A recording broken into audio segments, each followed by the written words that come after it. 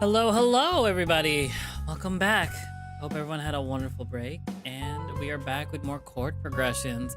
Where we last left off was when we went to the clothing shopping for our night out on the town. Hopefully, we found something good to wear. Maybe? Hopefully. Well, without further ado, we're going to just jump right in. Before we do... Oh, you know what? Before we do that, gotta say the trigger warnings. If I can find it. Dun, dun, dun, dun. Trigger warnings. There, content warning. In this build, there are suggestive and pornographic scenes, alcohol consumption, smoking, and drug use. Mentions of eating disorders, classism, mental illness, sexism, anti-LGBT plus bigotry, and sexual abuse. What you will not see in this visual novel are images depicting excess blood or gore, images depicting SA, or flashing lights. Viewer discretion is advised. So, without further diddly diddly do, we are going to diddly diddly go in. Yeah. I gaze at my phone. Trent responded, "I'm not sure if I should go there." It's okay. You don't have to be gay to go to a gay bar. It's not like they check your gay card or something, lol. But what if someone finds out I went there? Why would he care so much? Is he... Nah, probably not. He's probably just nervous, a nervous straight boy who'd perish at the thought of someone finding out he set foot in a homosexual establishment. Or maybe he's worried about his weird-ass family finding out. It's valid. Well, we didn't make any official plans to go. We can skip it if you want. Would rather you feel more comfortable? I'm not sure. I'll think about it. Thank you. Hey, I found a few things for you. I look up to find Cliff with a large sack of clothing draped over his arm. So, I picked out 3 outfits you could try. I have something edgy, something slick, and something classy. What would you want to try on? Ooh, let's see something edgy. What do you have for the edgy one? Got a nice dark flannel and some ripped blue jeans. Ooh, interesting. I've worn flannel, but never in a style like this. This will be interesting outfit for you then. It's a little country, but has a good style. It'll showcase where you come from, but put a twist on it. Jeez, you think deeply about this kind of stuff, don't you? Well, I love a good story, and fashion is one of the best ways to tell them. Huh, that's an interesting way to look at it. I could really make this style like my own unique brand. Do I try it? Ask about another outfit. I see the slick one. What did you pick out for the slick outfit? A fresh tee, black jeans, and with a gorgeous blue bomber jacket on top. It's a unique jacket, so you'll be looking very stylish. I'd really love to see you try on the jacket. I think it'll look great on you. I don't think I've ever looked stylish in my whole life. Well then, allow me to end your impressive streak. I'm going to look stylish? This is new, but I think it's good. Yeah, something new, something fresh. Do I try it? Let's see the other outfit. How about the classy one? I got some nice slacks, a sharp button down, with a vest to go over the top. Great for most occasions. Wouldn't this be a little too classy for a night out downtown though? Nah, you could definitely make it more casual by rolling up the sleeves and unbuttoning some of the top 3 buttons. Flexibility. There's a lot of occasions I could use this outfit for. That means value. Do I try it? The edgy one sounds nice. It's very with the ripped jeans. I think the bomber jacket would look nice. I think the jacket would look nice. Let's try the slick one. I do like this one. I like in terms of outfits that I wear or what I would love to wear more. It's usually this or this. I never tried this style on. I don't have ripped jeans or those type of clothing, but we'll try to slick.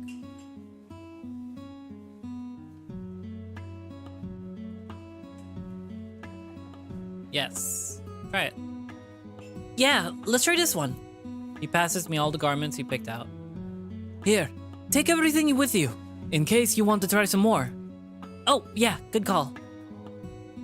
Each dressing room is outfitted with a little indicator that reads whether the room is occupied or vacant.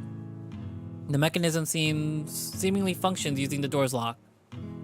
I find a vacant room and lock the door right behind me. Or at least I try to. This dang thing doesn't want to lock properly. After some finagling, I was able to turn the mechanism to the exact position needed to engage the lock. Cheap ass first store. Hey yo, bulgy.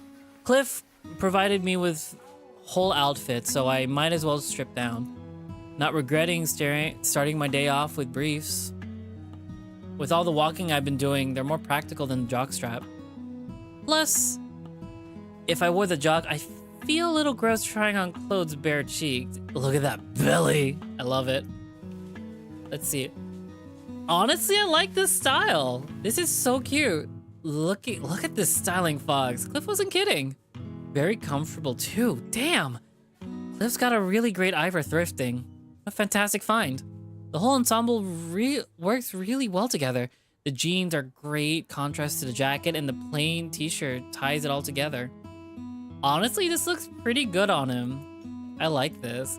Do I stick with this one or try something else? Let's try the edgy outfit on. Oh, whoa. Well, would you look at that? This country boy's got a little swagger. I really like how this flannel fits. It's sitting nicely on my shoulders. My beefy shoulders I apparently have from lifting so damn much at the farm supply store. I'm a little weak, guys. The flannel does stuff to me. My God. If anything, this outfit's a little homage to that period in my life. I'm enamored by Cliff's ability to make this kind of style uniquely my own. He looks kind of like me, and the edgy outfit is kind of my style too. Honestly, this outfit's my style too. I like this. Do I stick with this one or try something else? Let's try out the classy outfit. Bully. Oh, ayo, so dapper. What the hell? Wow, who knew green would be my color? Classy, sure does sum this up. This outfit Cliff put together. I'm stunned by how good I can make a vest look. Am I going to become a vest guy? Because I'm highly considering becoming a vest guy. These outfits are so cute. Oh my God. Who's right about making the outfit more casual by rolling up the sleeves and unbuttoning the top buttons? A little chest floof never hurt anybody. Which one do we pick? Do I stick with this one or try something else? What do we keep? They're all so good. Can we buy them all? Are we gonna get them all? Which one are we picking? Are we going classy? I don't know. That slick outfit kind of gets me going. I do like the flannel. Oh my God. I don't know. Wait, I missed the slick one? The slick one's the slick one is the edgy one was the flannel. The slick one was kind of cool, like a cool like sporty look. The slick one's a cool sporty look. I do like the edgy one. Oh my God. He looks so cute. Oh my God.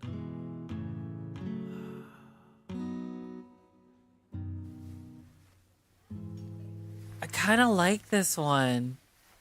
I don't know. Flannel just does things to me. My God, we all love a man. I love a man in flannel. My goodness, no matter the body type. I wonder if we can convince Locke to wear this. I mean, this is definitely an outfit we could look for. This is cute. I like this one. I wear all of them. I have all of them. I want all of them. Oh my God. I might do the country boy swagger. Look. I might do this one. This is really cute. I do like this one. We're gonna keep this one. We're gonna keep this outfit. I want this outfit. All right, we're gonna keep it. Yeah, let's go with this one. It'll be perfect for our little night out. Checking the price tag, it won't be very expensive either. Great clothes, great price. How the hell have I never been thrifting before? I've been missing out on so much value. My only complaint has to be the pants. Threading my tail through the tail slit was a challenge, but That's to be expected. I exit the stall and approach Cliff, who's now chatting with Mariah. Hey, I knew there was a stylish fox hiding in there somewhere. Wow, I love this look. What a great find. Right? I'm really happy with how this whole ensemble turned out. Agreed. You look great, Akaros. How does everything fit? Everything is great, actually. Except for the tail slit. Of course, hashtag Fox problems. Let's go get it tailored. It's super easy and the tailor is super nice. You two go ahead. I'm gonna browse for a bit for me. Oh, yeah. You've been helping us out so much. You should go find something nice for yourself. I'll do a little shopping for Becky too. Cliff walks off. Go ahead and change and we'll get those pants foxified. Yep, be right back. The whole process was a breeze. I purchased the clothing, then Mariah and I waited in line for the tailor. They were able to make a very quick modification to the trousers. I kind of want to go thrift shopping at one point. I would love to do that. If anything, it'll help me find more clothes. Alright, that should do it. Go ahead and try these on. Make sure I didn't make the slit too large. This sounds good, thank you. My new pants draped over my arm, I strut with a pep in my step as I venture back to the fitting rooms. Mariah and I accomplished a lot today. She succeeded with her portfolio interview, we saw a drag show, we got new outfits. It's been quite a day, and it's not even dark out yet. I approach the fitting rooms and see that all the doors are closed. All rooms indicate occupancy except for the room I used earlier. I turn the knob and open the door. Ooh! Oh, fuck. Oh, hello. Oh, shit. Drag show, damn. Sad I missed that scene. Occupied. Shit. Fuck, sorry. I immediately shut the door, turn tail, and start walking away aimlessly. God damn it. Well, I really like what I saw in there. Why did it have to be under these circumstances? Mariah finds me shortly. Hey, how do the pants fit? Good, let's leave. Leave? Go where? Somewhere far away? Perhaps the sun? Carlos, what happened? The capybara doesn't take too long to catch up. Hey there. Cliff, I'm so sorry. The capybara chuckles aimlessly. It's no big deal. The stupid lock didn't work, I guess. Not your fault. Just hope you enjoyed the show. Show? What do you mean? We should get going, yeah? When's the next bus arriving? They come by every 15 minutes or so. Google Maps should let you know. Come on, he still had his underwear on. I know, but damn, he was packing. This capybara's packing. I'm gonna go ahead and buy these pants and get the tail slit soon shut. I'll be ready to go after that. The capybara departs, leaving Mariah and me alone. Akaros, something happened? Nothing. It was nothing. Don't worry about it. Damn it, Akaros! That only makes me worry about it more. Well, could you stop, maybe? That's like asking me to stop caring about you. Yeah, well, it can be overbearing at times, you know? I'm not a child. And what? You just want me to stop looking out for you? Maybe? Then we can actually focus on our own lives and stop worrying about each other so damn much? Why am I saying this? The gravity of what I said kicked him fast. Fuck! Mo, no, I'm so sorry. I didn't mean for this to turn into a fight. No, it's fine. I think you have a point. I'm sorry I snapped at you. You just saw your friend in underwear. No big deal, boyo. Calm down. We just gotta remember, he came from a place where being gay was not okay. And he had to hide a lot. So he's not used to being this close proximity with other guys who are possibly gay and them being super attractive. I understand like how he feels, but damn, he really should tell Mariah what happened. No, it's fine. I think you have a point. I'm sorry I snapped at you. Look, you're right. You're my friend. You just want to help me, so I'll just tell you. I took a deep inhale. I walked in on Clifton while he was training in the fitting room and saw him in his underwear. There, I said it. Mariah is staring daggers at me, followed by her smacking me on the shoulder. Ow! Jesus Christ! I thought you saw him jerk off or shoot up dope in there or something. Why was that your first instinct? I don't know. You were acting like you saw a ghost, you frickin' drama queen. Am I being dramatic? Yes! It's obviously not a big deal. Cliff clearly isn't mad at you. It's just in your head. You can't give me a freaking heart attack like that again. Like that. Yeah, that's true. Cliff isn't mad at me. He made a joke about the whole thing. It's just in my head. All in this silly head of mine. This dumb fox head that I can't seem to get a grip of. The absolutely irrational, dysfunctional, worthless head. Oh, fuck. Whatever good mood I was in moments ago has died and gone to hell. I did it again, huh? I encounter some sort of trivial conflict, and instead of dealing with it like a proper person, I immediately freak the fuck out for no good reason. And now Mariah's pissed at me. Great going. Karos, are you gonna say something? I'm trying to find the words, but nothing's coming to me. My heart pounds harder and faster as I frantically search for anything to say, but it's like my jaw's glued shut. It feels like she's gonna get more and more mad at me with each passing second. I'm pushing my only true friend in this world further and further away from me. At this rate, I'm going to lose her. Then I'll have no one. If I lose her, I lose everything. What would I do? Where would I go? I'm gonna go stupid. Akaros! Something snaps. You know what? You're absolutely right. I've been doing nothing but be melodramatic this past week. The words I couldn't find before are now spilling out uncontrollably. Every little problem I had, I keep blowing it out of fucking proportion. Karos, I've had to overanalyze every single dumb word that comes out of my mouth for every conversation. The torrent of word vomit continues to cascade out of my mouth without mercy. And each time I fuck up, I feel awful. So awful that I just want to run away. Run away as far as I can, like a goddamn coward. Karos, please stop. Like, fuck. Every time I've been left alone for more than 10 fucking seconds, I feel a deep black hole forming in my chest that reminds me of how much of a loser I am. A sad, lonely, pathetic... Karos, stop! She yells out loudly. Her voice pierces the dark fog that has been clouding my mind. I look around at the other patrons of the store to find them staring at me. I've been making a scene. Is it another psychological horror game, by the way? I missed the trigger warnings. No, it's not psychological horror. It is a slice of life with a lot of heavy topics that we'll be going through. I'll say it one more time. Sorry to like interrupt the panic mood, but like I need a breather after doing that.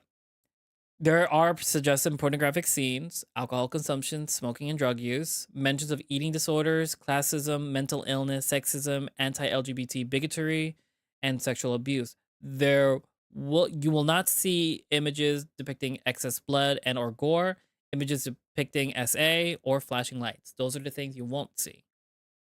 So viewer discretion is advised. But yeah. I look around at the other patrons of the store to find them staring at me. I've been making a scene. Cliff is also looking at me, mortified. Mo? I stare directly into her eyes as tears well up in mine. Do I need help?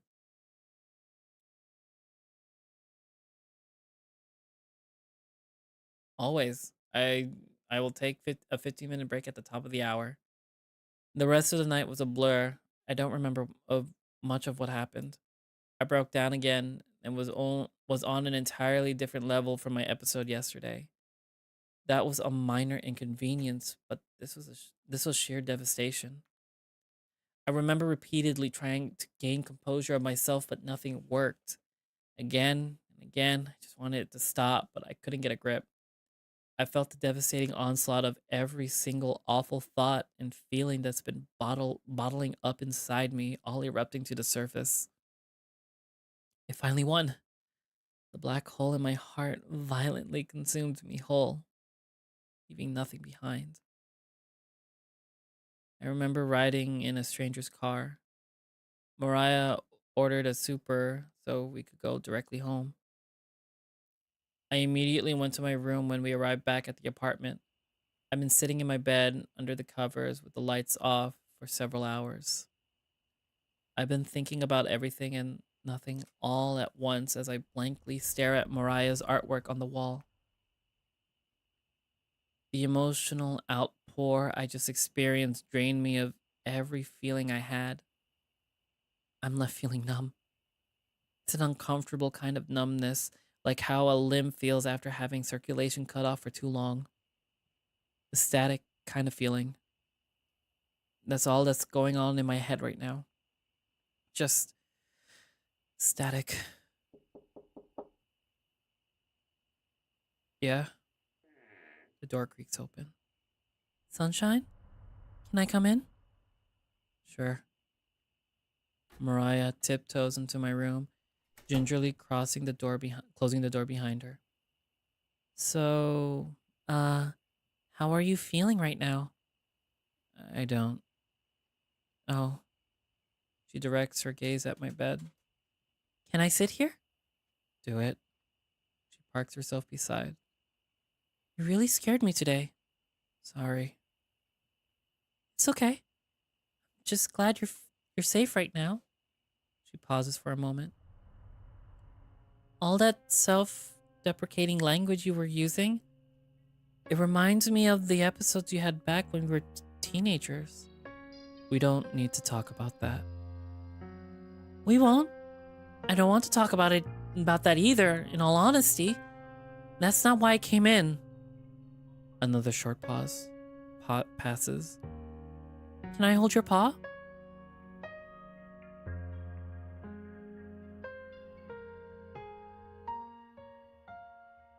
I come out from under the covers and place my paw in hers. Even my overly numb state, the simple act of making physical contact with another person brings a little levity. You've been keeping a lot of stuff from me. I'm sorry. No. I'm not scolding you. As a matter of fact, I'd be a hypocrite if I did. What do you mean? Mentally speaking, I haven't been in the best shape either. After I got home from school yesterday, I had a really bad panic attack. I was dreading everything that could go wrong in my portfolio review. Mo, you should have told me you were stressed about it. Yeah, I should have. And you should have told me that the self-deprecating thoughts came back.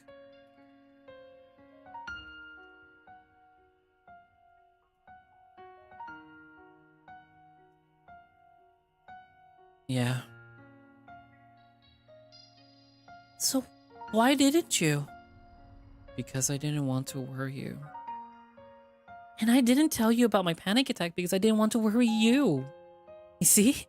We've created this toxic cycle where we can't help each other. Wow. Yeah. It's a big problem, isn't it? I think it is, yeah. She squeezed my paw a little tighter. Let's be honest with each other, okay? No more keeping secrets just because we don't want to make each other worry. What actually worries me is what's going to happen if we keep this up. I don't want to ever hear you talk about yourself like that again. She makes a long-winded exhale. I'm dreading what could happen if those things got worse. You're right. You're absolutely right. At the end of the day, all we have is each other. Because we're too broke to afford therapists. She lightened up a giggle. Yeah, very true. Yeah, no more secrets. We should talk about what's been going on. For the next hour, I poured out my guts to her about everything. The stress I felt meeting so many new people, the stress about wanting the approval from attractive men, the incident with Dave yesterday, the guilt I feel about objectifying other men. Mariah opened up her fears, starting about her fear of starting school again, her insecurities about being in a new relationship, and her not feeling safe at DSU yet. She's exercising extra caution to ensure she's not targeted by transphobia. Considering her bad experiences in the past, I can't blame her. She's been very self-conscious of her voice, the way she walks, even the way she sits. She also feels very hesitant using the women's restroom. She has a lot going on too, and I never saw it. She's so good at keeping her mask up. Or maybe I've been too distracted by my own issues to see the cracks were forming in that mask this whole time. Long talks like this were a common staple to our teenage and early adulthood years. Everything was changing so fast, and we had little to no support from anyone else. We were like two halves of an arch, one side being necessary for structurally supporting the other. When the two halves became separate, that led to the collapse of both, and now we're picking up those pieces, reconstructing what's been toppled. As we rebuild, the numbness subsides and is replaced with levity and relief. Getting all of this off my chest feels great. Helping Mariah also feels great. Words can't describe how much joy I glean by being there for her. I care about her happiness more than I do my own. It means everything to me to see her flourish. We turned our toxic feedback loop into a positive one. All it took was some communication. It's in moments like these when I realize I'm one of the luckiest foxes alive. Yeah, I don't have a boyfriend, or a lot of money, or great social skills, or a conventionally attractive figure.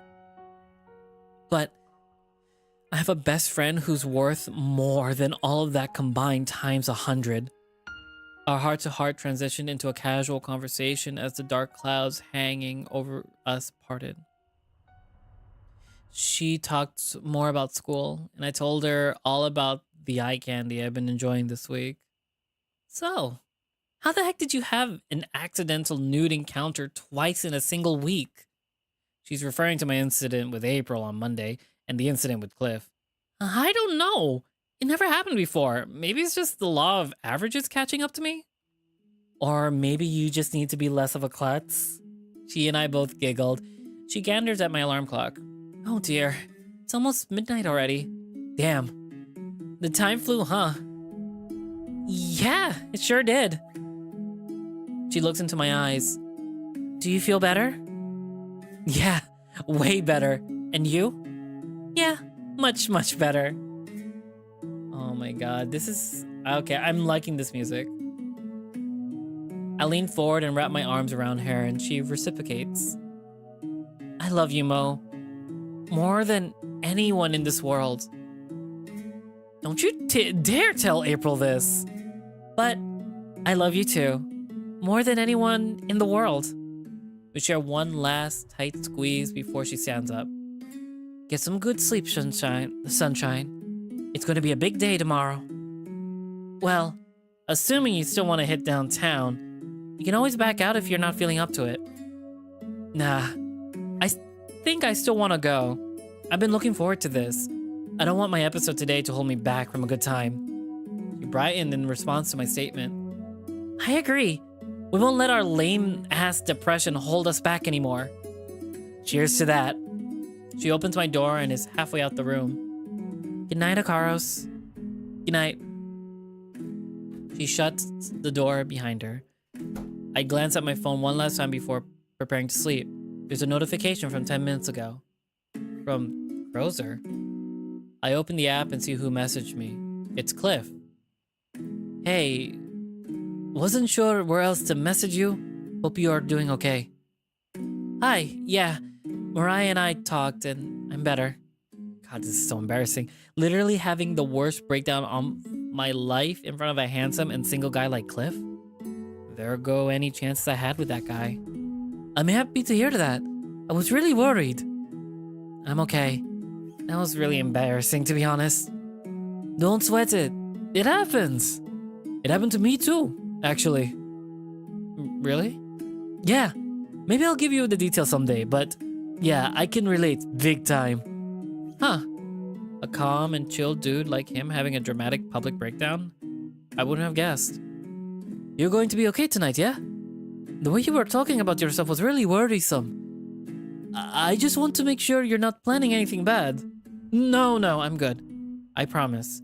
Mariah and I had a long talk and everything's much better. Good. Do you still want to go out tomorrow?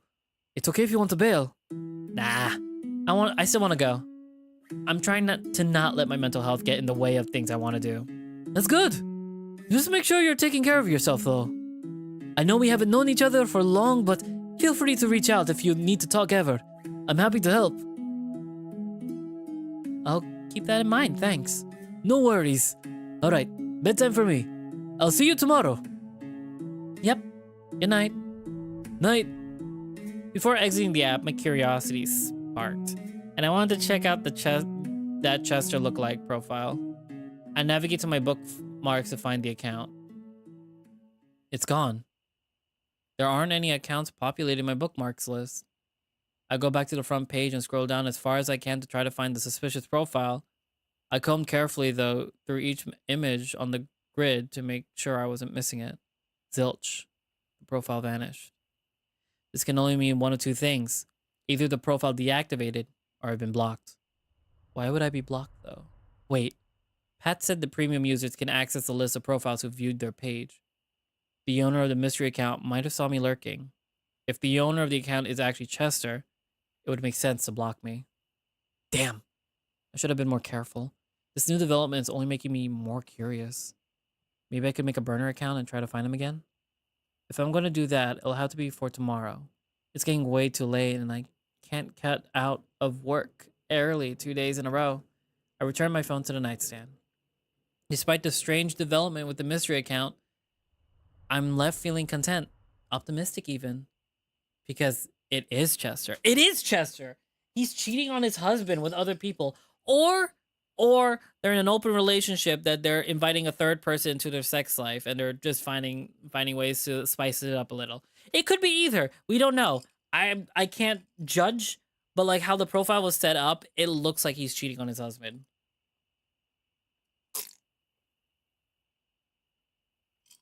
Which, if I was in main character's like shoes, I would have blocked him immediately. I don't want to deal with that. That's none of my business, and that is my boss. I don't want anything to happen because of that. I would have blocked them immediately if I saw them like that. No matter how curious I am. I'm not curious enough to jeopardize a bunch of people's jobs because of a divorce. Yeah, no. Ugh. Cliff doesn't think I'm a total crybaby loser. So that's good, I guess. But more importantly, Mariah and I reestablished our lost communication, and we're both so much better for it. It's her and I against the world. We're unstoppable when we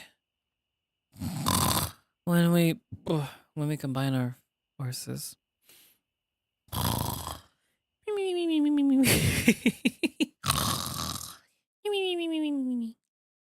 Whoa. Ugh, Sunday masses is always so boring. It's quite packed in here. Mom and Dad and I are right in the middle pew as usual, situated between the two. We just got settled. The next hour is going to be incredibly boring. I'm just looking forward to relaxing the rest of the day. I lean forward to glance down the aisle. I see Mo. I wave to her. She shoots me a glare before shuffling down a pew, disappearing among the congregation. Is she mad at me? Why did she... The music from the organ plays, and as the pastor approaches the podium, he's adorning yellow and silver robes for today's mass. We all rise. Good morning. In accordance with God's plan, today's mass will be different than what you may be expecting. Thank goodness, something a little different. It's come to my attention that there is a demon in our... Oh, fuck.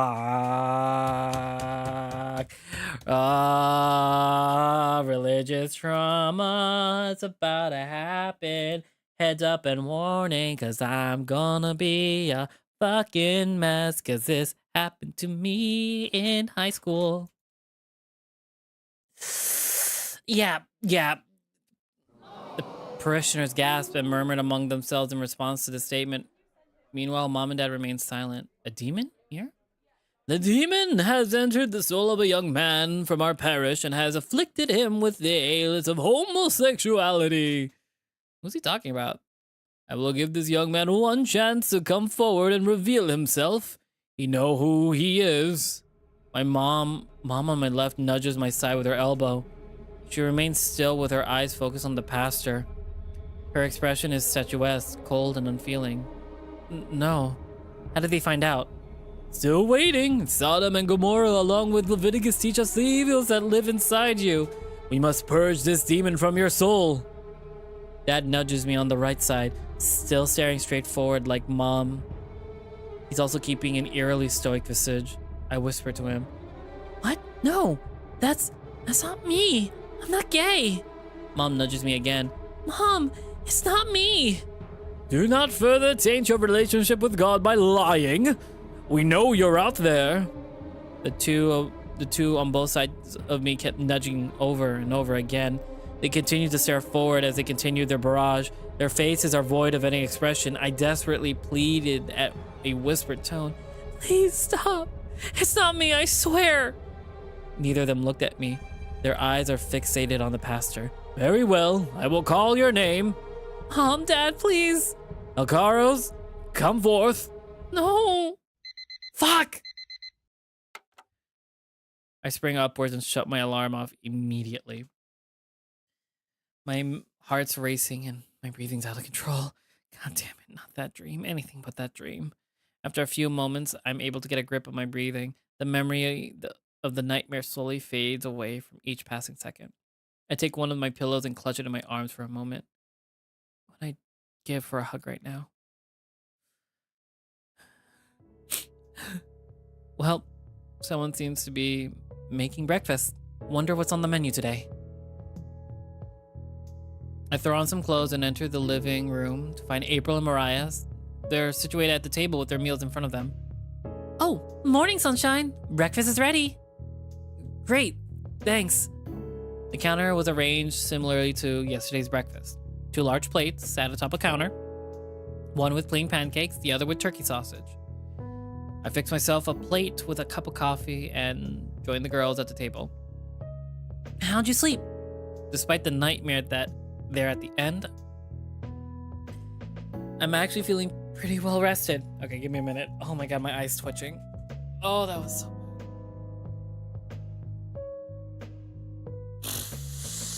Oh, I hate the Catholic Church so much. I hate Catholic school. Oh my god. I hate that so much.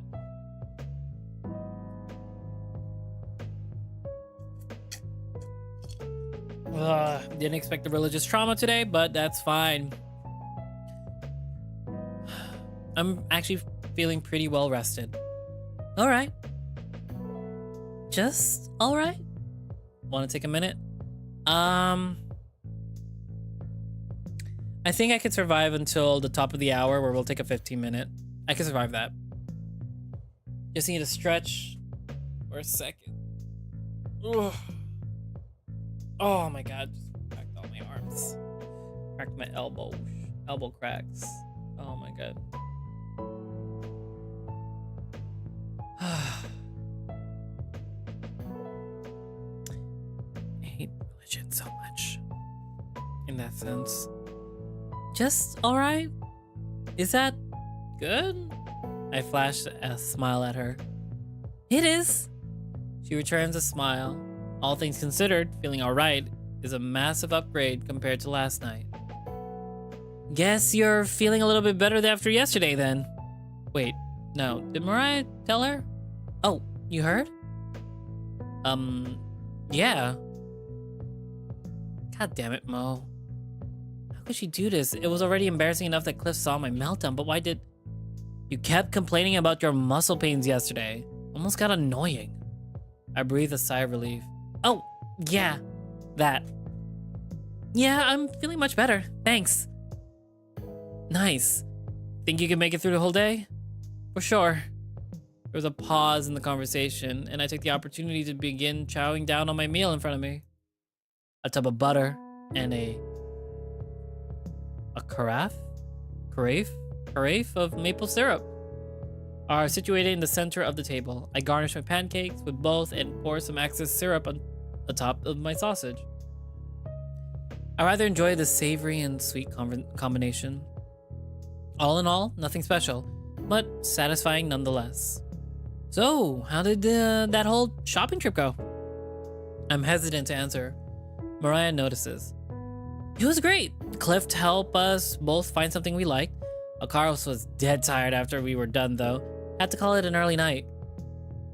That's a good cover. Thanks, Mo. Shouldn't have doubted you. Yeah, I was pooped. Glad we got it all done, though. Oh, love.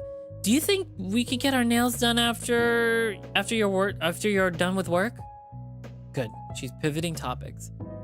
Well, we'll see. Not sure how long Chester wants us to stay at the shop today. But I know a place that'll take walk-ins on Fridays. Ooh, that's perfect!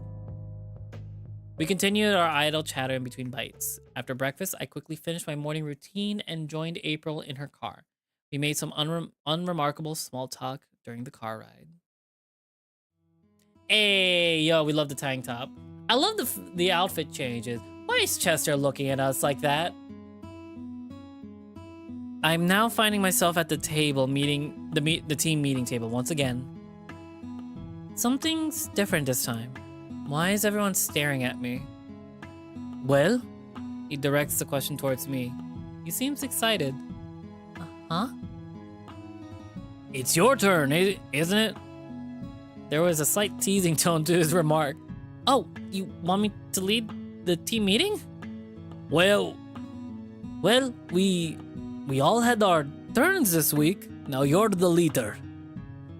Oh, okay, but how do I... Chester passes a small stack of papers and a pen to me. Just follow... Oh, my God, wrong. Just follow the meeting topics in order there. I'm here to help if you need it. Each page has a module printed on it. Each module has a topic listed at the top and an empty space below to jot down notes. Seems easy enough, I hope. Okay, first topic, breaks. I looked at Chester for guidance. Go on. What do you think, Akaros? Well, for starters, we should stagger breaks and avoid taking any breaks during lunch rush. That is a good start. Who should go first? What time did you get here, Pat? A little bit earlier than you and... A little bit earlier than you in April. It's arms. His arms. Hi, Akira. Hi, Rez. Hello.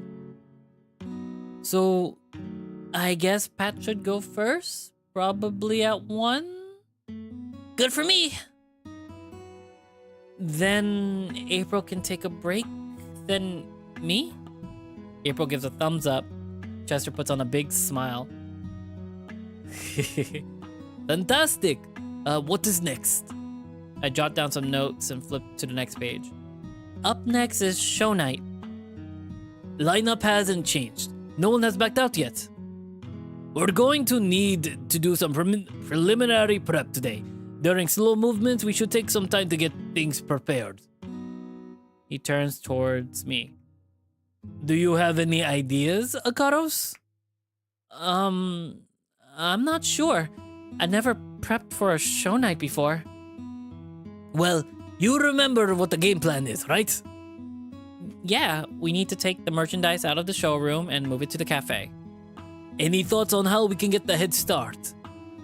Damn, he's really putting me on the spot. Let me look at Chester's crotch. Rez, he is a married man.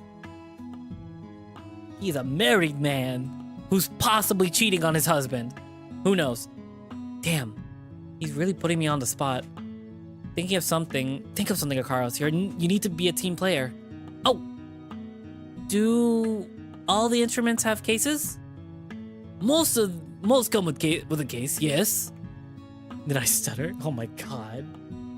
What if we took all the cases out of storage and set them near their respective instruments? That way, the instruments will still be on display, but we can easily pack it away at the end of the day. I think that's a terrific idea. Anything else? What if we started packing away anything we're not expecting to sell today? Maybe some of the expensive woodwinds? I like it. I'll go ahead and take it a step further and say we should pack up all the woodwinds before lunch rush. I scribble some sparse notes following Chester's suggestion. Well, who knows how much longer he will be married, honestly. I'm being hopeful, and I'm just saying that they are an open relationship marriage or a poly marriage, and they're looking for a third to join in on them. Who knows? But how his profile was worded, I don't think so. At this point. Moving on, I flip to the next page. My name's in the subject line. Oh, I guess the next topic is about training for me. More training for me. Do you mind being in front of the house today? I'd like for me, you, and April to work on getting everything prepared. Sure. Whatever you need me. More Rez, you missed earlier. We saw Cliff's crotch, and it was big. Great. Does that wrap everything up? Dave chimes in. Honey, don't you have a lesson today? Nope. I canceled it with my student. I want to make sure we get the proper head start we need. Cliff, the capybara. Surprisingly big for a small guy, honestly. You guys are stuck with me all day. Woe is me. Woe is we, she rebutted with a jovial tone. Alright, that's a wrap. We need to get started, so let's make it a great Friday, gang. We wasted no time prepping the front of the house for the show night. Chester took me to the backstage area, showed me where all the instrument cases were stored. Every case had a label that describes its respective instrument. Well, he's a capybara for a reason. Our MC dude is packed too, though. Yeah, the main character's pretty big, but he doesn't have that much confidence in himself at the moment. We rummaged through the piles of cases and located the ones for the woodwinds. With each case we found, we went out to the showroom to find the designated instrument and packed it away until the woodwinds were secured.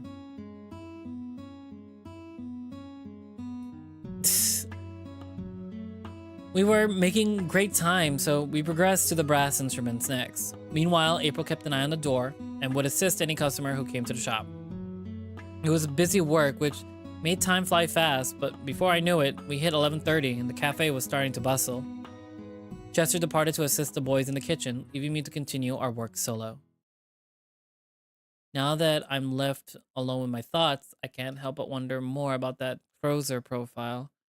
The more I think about it, the more I want to check the app. We seem to be making great time with our head start. I could take a little break and no one would notice. I'm the only one who's here backstage after all. I boot up the app, I navigate to the bookmark tab to find the list empty. Just like before. There's no sign of suspicious profile on the grid either. Nothing new. I could make a new profile and go from here. Hopefully this won't take too long.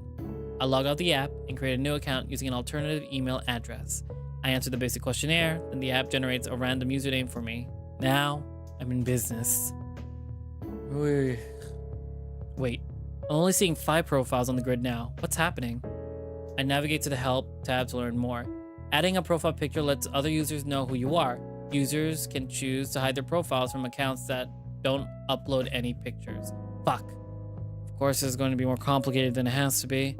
Well, I guess I'm going to have to be a catfish. I quickly look up a picture of a handsome man on Google Images and upload it.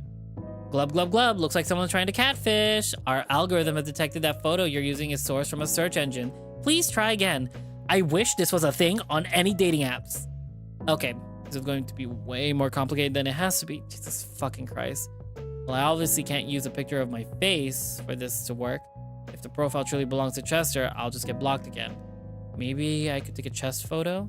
I've seen a lot of other guys on this app do it. If I'm doing this, I need to be convincing.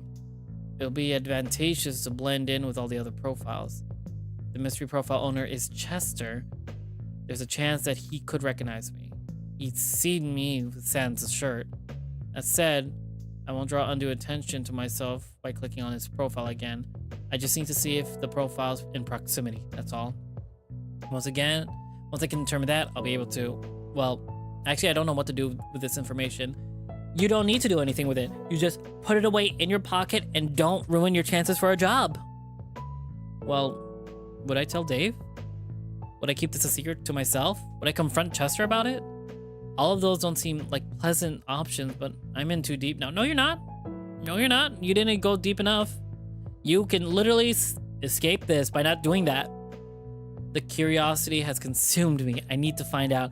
Damn it, country boy. Fuck. If I'm going to go through with this, I might as well make up this profile picture look good. If it's worth doing, it's worth overdoing. The bricks, boy.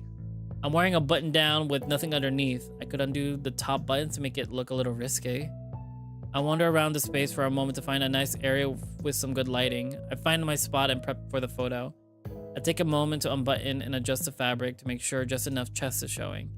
I use my phone's selfie camera to take the shot. Success. Wow. I can't believe I'm actually finding myself enjoying this photo. We literally, not your monkey, not your circus. We don't need this. Why are we so curious?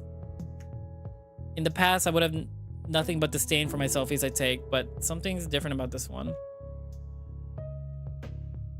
Me posting pics in Twitter be like, Rez.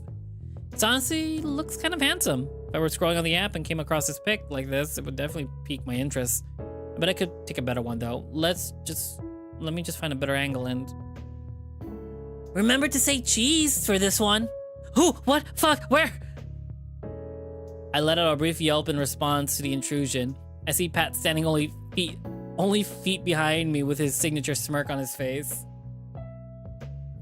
Jesus fucking Christ! You scared the piss out of me. How'd you even get in here? The back door? There's a back door along the wall. You didn't know that? Guess not. What are you even doing back here? Oh, no. You're absolutely in no position to be asking me any questions, Fox. What are you doing back here with your tits out? My tits aren't... whatever. As you saw, I was just taking a picture. For Grozer? Yup. Knew it.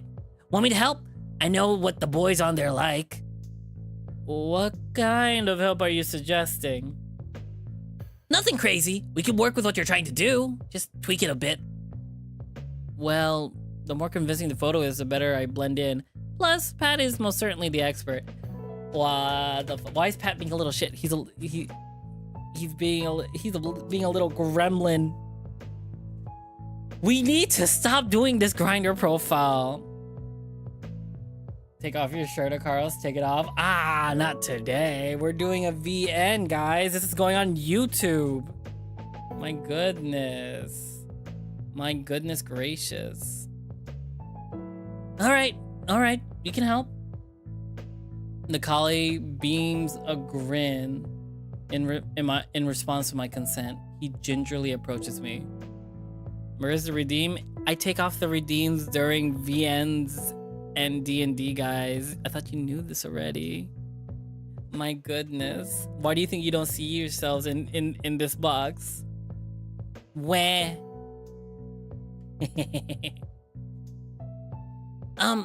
Do you mind if I touch your shirt?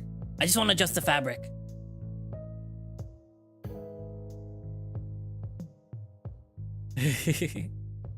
Sure, just the shirt though. Don't worry, I'm not gonna grope you, promise. Staying true to his word, Nikali delicately readjusted the fabric on my chest to the most photogenic position possible. Any contact he makes with my fur is incidental. He's only inches away from me, and I can feel his breath on my bare chest as he does his work. Part of me really wants him to lay a paw on there and just see where that takes us. So, feeling a little pent up, huh? Excuse me? The scary part is that he's not wrong. How do you... He taps his nose with the index digit and immediately resumes his adjustments. Definitely a lot of testosterone coming from you today. He gives me a sly wink without missing a beat. He adjusts the fabric of the collar and shoulders. Let's quarters all though. Having a good day? Well, things were going good until you materialize out of thin air. Like I told you, I'm full of surprises. He lightly places his paw on both my shoulders. All right, just move over here to get some better lighting. He applies light pressure to my shoulders, prompting me to move in the direction he wants. After a little adjusting, he's satisfied with my position. There it is. Perfect. Can I have the phone for a sec? I pass him my phone, careful not to disturb the perfect placement of the fabric in the process. He steps away and gets the camera ready. Great. Stand up straight. I follow his instructions. Relax your shoulders. I oblige again. Now flex your chest. That last instruction feels much more humiliating than the last two, but I obey regardless. 3, 2, 1. He snaps a picture. Perfect. What do you think? Do we get to see it? He passes the phone back to me. Hot damn, if I thought this first photo was a good thirst trap, this one is on the whole other echelon. I'm actually having a hard time believing that's me. The person in the photo looks so strong and confident. The shirt is revealing quite a bit, but not too much. I couldn't contain the smile on my face. Aw. What? You think you're hot. I immediately blushed in response to his jest. Hey, the picture just looks really nice is all. To be honest, that doesn't even really look like me. But it is you. We didn't use we didn't graphic shop it or anything. Yeah, but I don't look like that all the time. The lighting's perfect and I was just flexing. Hey, welcome to the world of social media and photography. Everyone else does the same thing. But all things considered, that's as you as it gets. You should be proud of that. You look good. Another uncontrollable smile adorns my face. Having confidence in yourself will get you far wherever you start hooking up or dating. Embrace it. He's definitely right.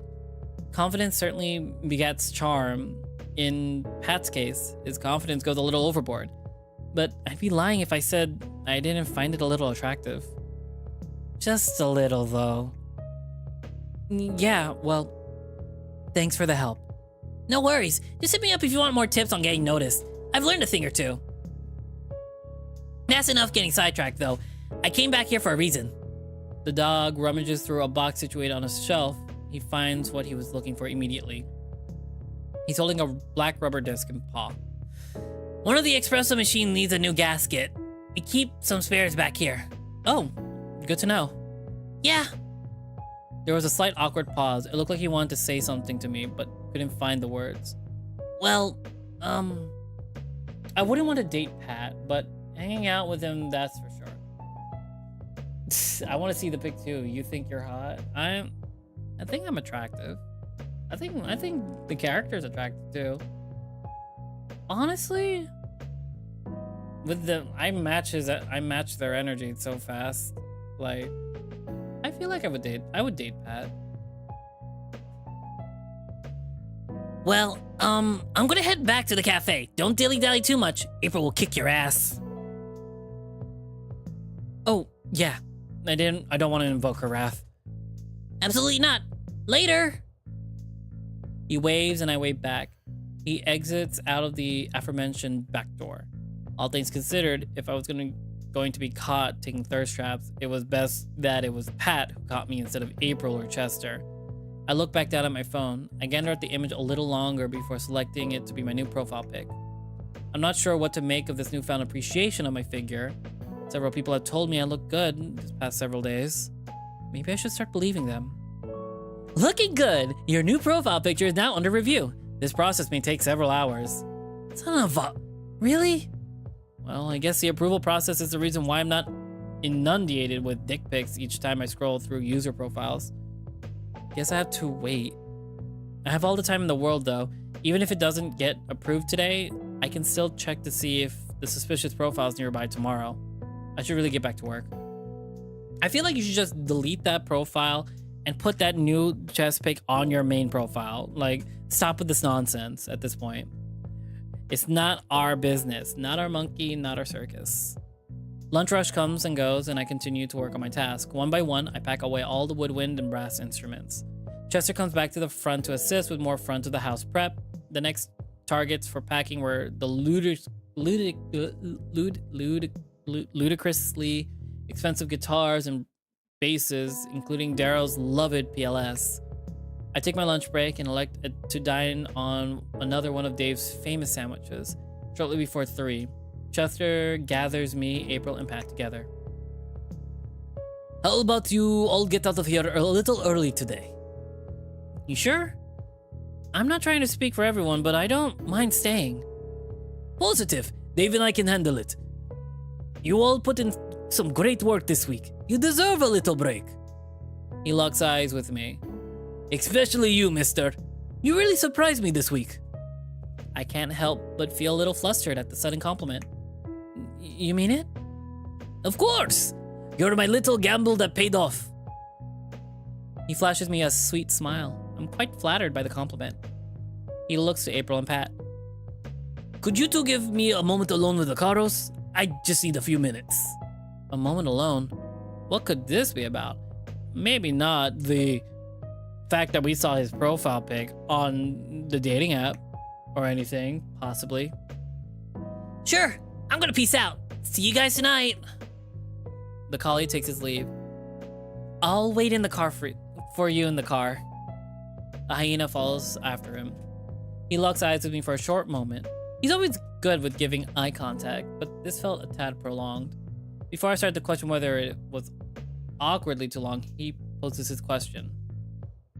Before you go, I want you to do a quick favor for me. Sure. What is it? Do you have a banking app on your phone? I nod. I submitted your direct deposit this morning. I just want to make sure it went through okay. Oh, sure. I'll check. I open up my bank app and navigate to my checking account statement. 4 digits? Wait, Chester, this isn't right. You gave me 2 weeks worth of pay. I showed him the payment statement. Nope, that is the correct amount. Part of that is your sign-in bonus. Sign-on bonus? He never mentioned that when he interviewed me. You sure? Positive. Well, all right. Thank you. No worries, bud. He puts a paw on my shoulder. All right, get out of here. Go have fun tonight. And remember what I said about the Velour Lounge.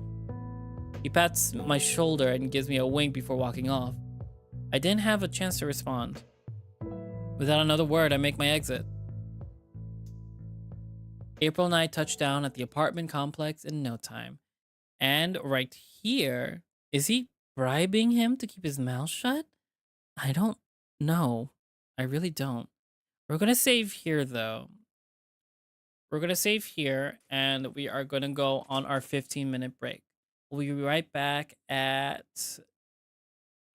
7:18 Eastern Standard Time. So yeah, everyone, stand up, stretch, get some water, get some food. We'll be right back in 15 minutes, all right? BRB. Hoot hoot.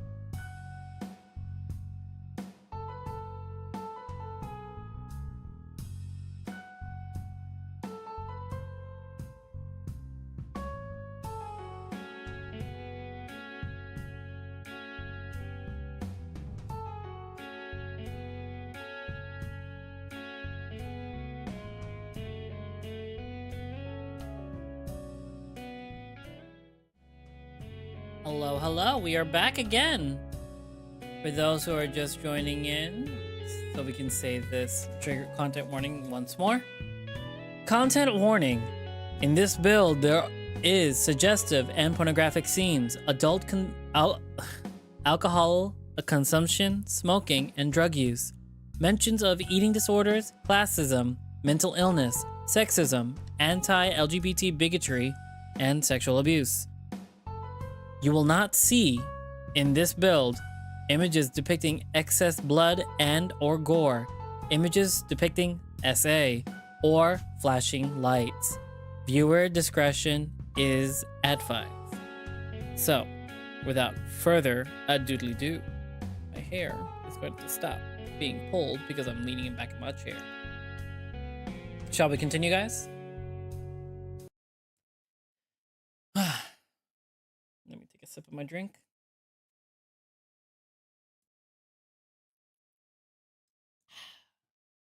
And we shall continue. April and I touched down at the apartment complex in no time. I'm glad we got let go a little early. It's nice to be able to take it easy for a couple of hours before we start our night.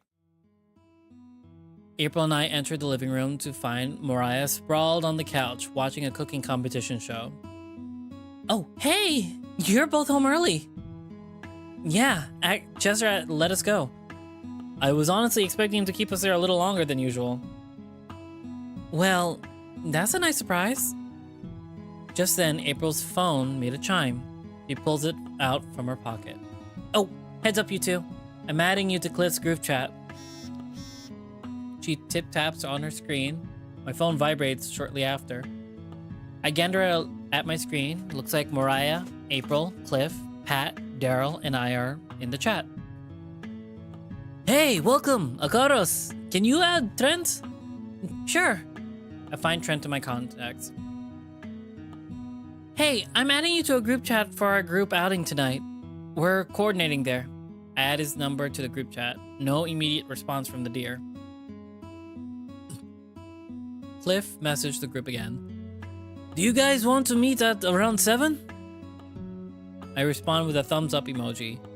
Every member of the group aside from Daryl and Trent responded affirmatively shortly after. Well, looks like we have some time. She turns to April. Wanna go get our nails done beforehand? Sure, babe. We'll go to the cute salon downtown. You'll like it. We should go now, though. The sooner we leave, the better. Sure. Just let me get dressed. Mariah flips off the TV and retreats to her bedroom. Wanna tag along? No, not particularly. Fair. We can come back and grab you after we're done. Sure, if you want. I'd hate for you to double back to the apartment for my sake, though. Well, you could also go hang out with Pat and Cliff if you get bored.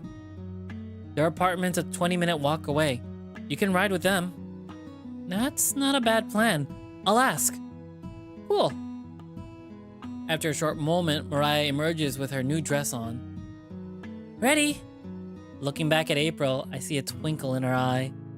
She's enamored by the sight of her partner. You look so beautiful, babe. Mariah flushes in response to the compliment. Oh, thank you, love. The two share a quick kiss. Damn, my heart glows seeing Mariah so happy. No one deserves it more. See you soon, dude. Bye, sunshine. Drive safe. Oh my god, it looks so cute on her. The girls exit out the front door, leaving me alone. Huh, I'm all alone in the apartment. This is the first. Oh no, I now realize where that next set of CGs are coming. We're gonna have a not safe for work, guys. You're gonna have another one that pops up in a bit. Hold up, I just gotta see what if I covered them promptly. If I covered them well enough. I broke a Karos rules? What do you mean you broke a Karos rules?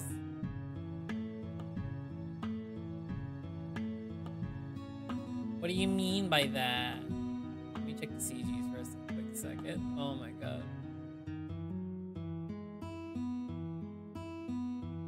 What are you trying to cover, Akaros?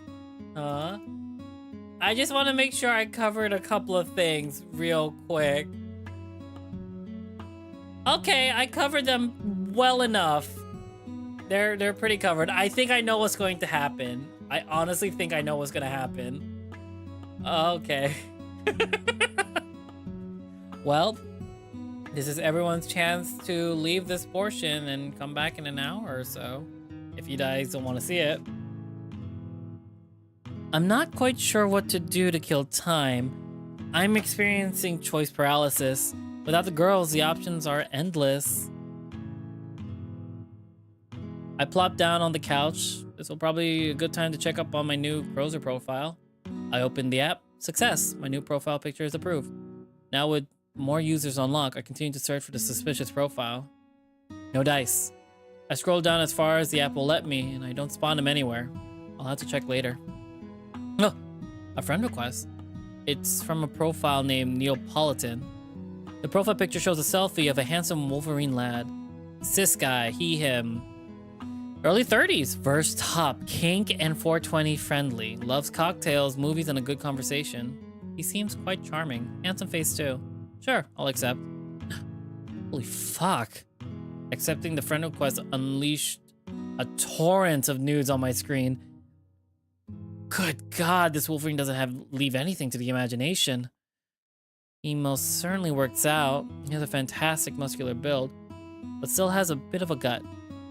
Fuck, that's so hot. I just heard someone come through the door. I think that was my brother.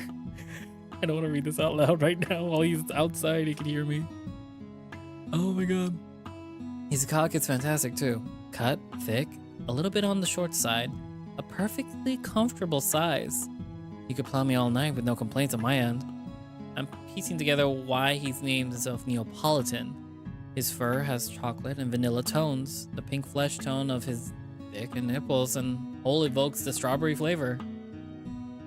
Lucky for this fella, I'm quite fond of strawberry. Glancing down at my own trousers, my hard cock is tucked down my right pant leg, creating a visible mound. I'm already leaking through the fabric. Damn, I let myself get really pent up again, didn't I? Haven't gotten off since Monday. No wonder Pat could smell it. Well, I'm here alone. I can just whip it out.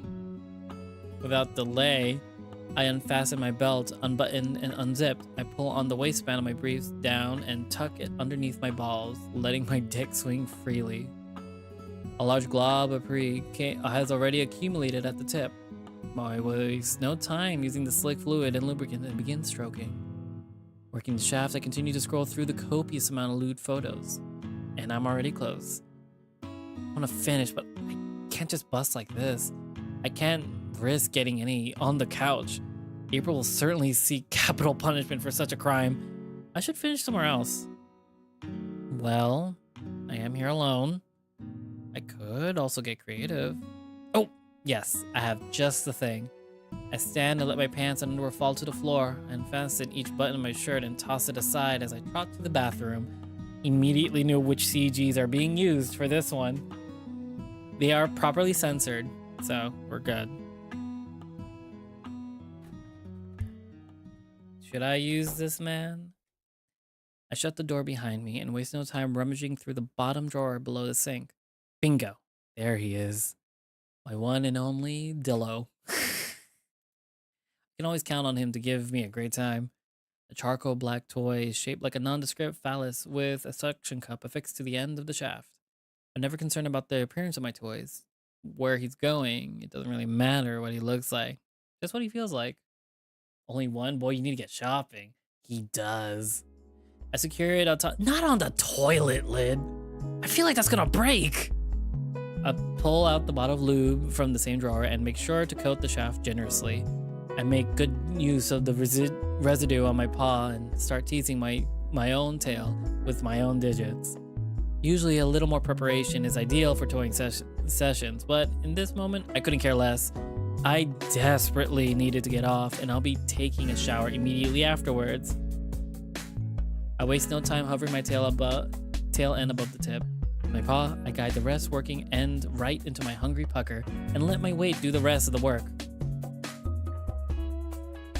I descended at a slow, steady pace. This part's always the most challenging. It's been a few weeks since this guy's last entered my back end. It's a little tight and uncomfortable. At this stage, the name of the game is to do what I can to relax my muscles to minimize the pain. With deep breaths, I gradually allow myself to take in more of the toy's length until I reach its base.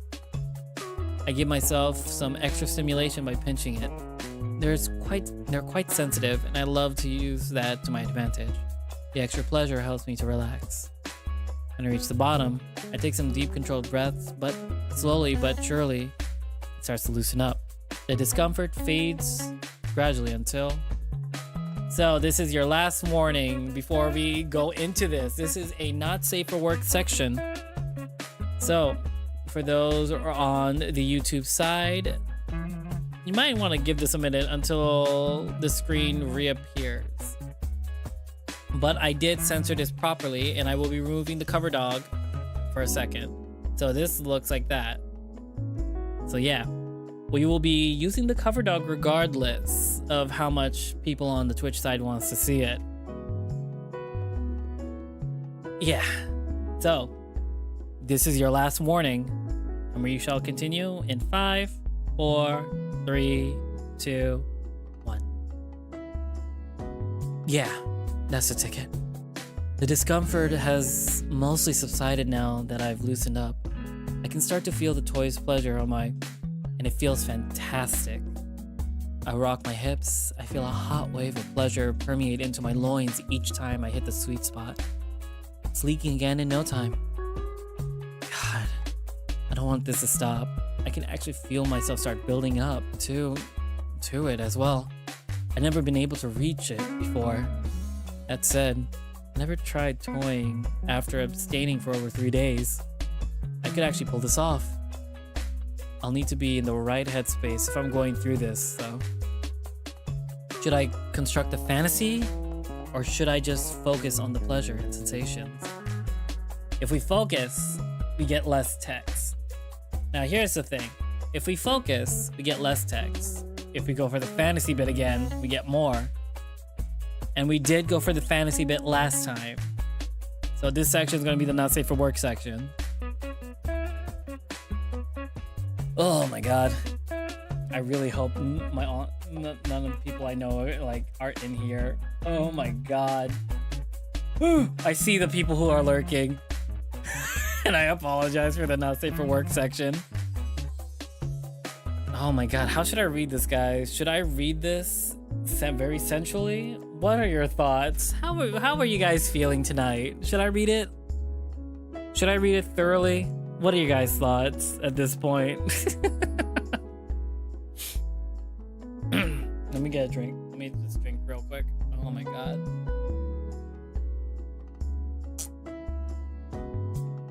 Blah. Yeah, I think if I come up with a wild fantasy, that can help me reach the peak I'm looking for. Lucky for me, I know the perfect person to make the subject of said fantasy. Mr. Neapolitan, the handsome Wolverine. This time it's perfect. He's clearly interested in me, so it's not that creepy. Why else would he send a friend request? Alright, let's get cooking.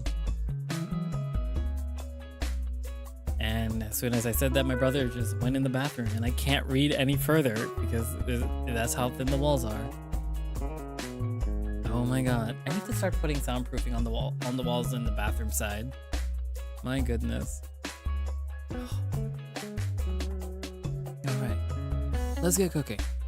I cease my rocking and contemplate for a short moment on how to kick things off. Huh. Oh, how about he and I arrange a hookup? I invite him over to the apartment. That's a good start. So, he rings the doorbell. I answer the door, but I'm wearing nothing but a jockstrap. Ugh, yeah, that'd be hot. Start rocking my hips again as I continue to fantasize about how our encounter would unfold. He briskly enters and shuts, then locks the door behind him. Wastes no time putting his paws on me, gently exploring my figure. I reciprocate, putting my paws on those incredible muscles. He whispers into my ear, God damn. You're so much more gorgeous in person. Speak for yourself, stud, I reply. I meet his gaze and I can sense the lust and desires in his eyes. We waste no time locking lips with one another, rapidly graduating from shallow kisses to a deep and passionate makeout session. His tongue quickly finds its way deep inside my maw, exploring every nook and cranny it can reach. I reciprocate, indulging in the taste of his sweet saliva. One by one, he and I work together to strip off each other's article of clothing, save for his own. His gentle caresses have now transitioned into assertive and indulgent gropes. He pulls his lips away from mine and begins to nibble on my ear as he grinds against mine. He whispers to me, Take me to your room. I need to be inside you so badly. I gently push him away and take his paw into mine. This way, handsome. I seductively murmur to him before leading him to the bedroom. We enter the room and shut the door behind us. And our underwear quickly falls off to the floor as we make our makeout session continues to the bed. I slowly lead him to the bed and he lies flat on his back as I straddle. I'll be taking the driver's seat, I say to him. God, that's so corny. What the fuck? Who actually says this? I'll be taking the driver's seat, I say to him coyly as I grind into him, expertly raising myself and descending. Gravity alone, I'm able to push it inside. A copious amount cascading from it acts as the ideal lubricant. It's a fantasy, let him be. You're right. You like that, stud? Fuck yes, gorgeous. He replies in a hushed tone. Let's get this party started. I'm sorry, this is so weird. My god, even for our fantasy aspect, this is just wild. Like, come on, damn. This man has been deprived. Even I don't have fantasies like that and that much description. My god. I'm more a little embarrassed for myself for reading most of these, but like, it's funny in my head. Fuck yeah, your ass is incredible. He responds as he greedily squeezes two pawfuls off my plump ass cheek. We continue to. He takes one more active roll, thrusting in more harmoniously to the rhythm of my thrusts. We both start to sweat as things heat up more and more. I find myself indulging in the sweet and sour scent of two male lovers in a fervent romp. The room is filled with a cacophony of heavy breathing, passionate moaning, and the rhythmic sloppy slaps of our coitus. I kept my pace steady. I was inching closer and closer to release. Oh god, I'm gonna come Paula free if you keep fucking me like this. I whine out to him, nearly unable to complete the sentence. I'm getting close too. I want you to come all over me. The pace of our harmonious thrusting is picking up.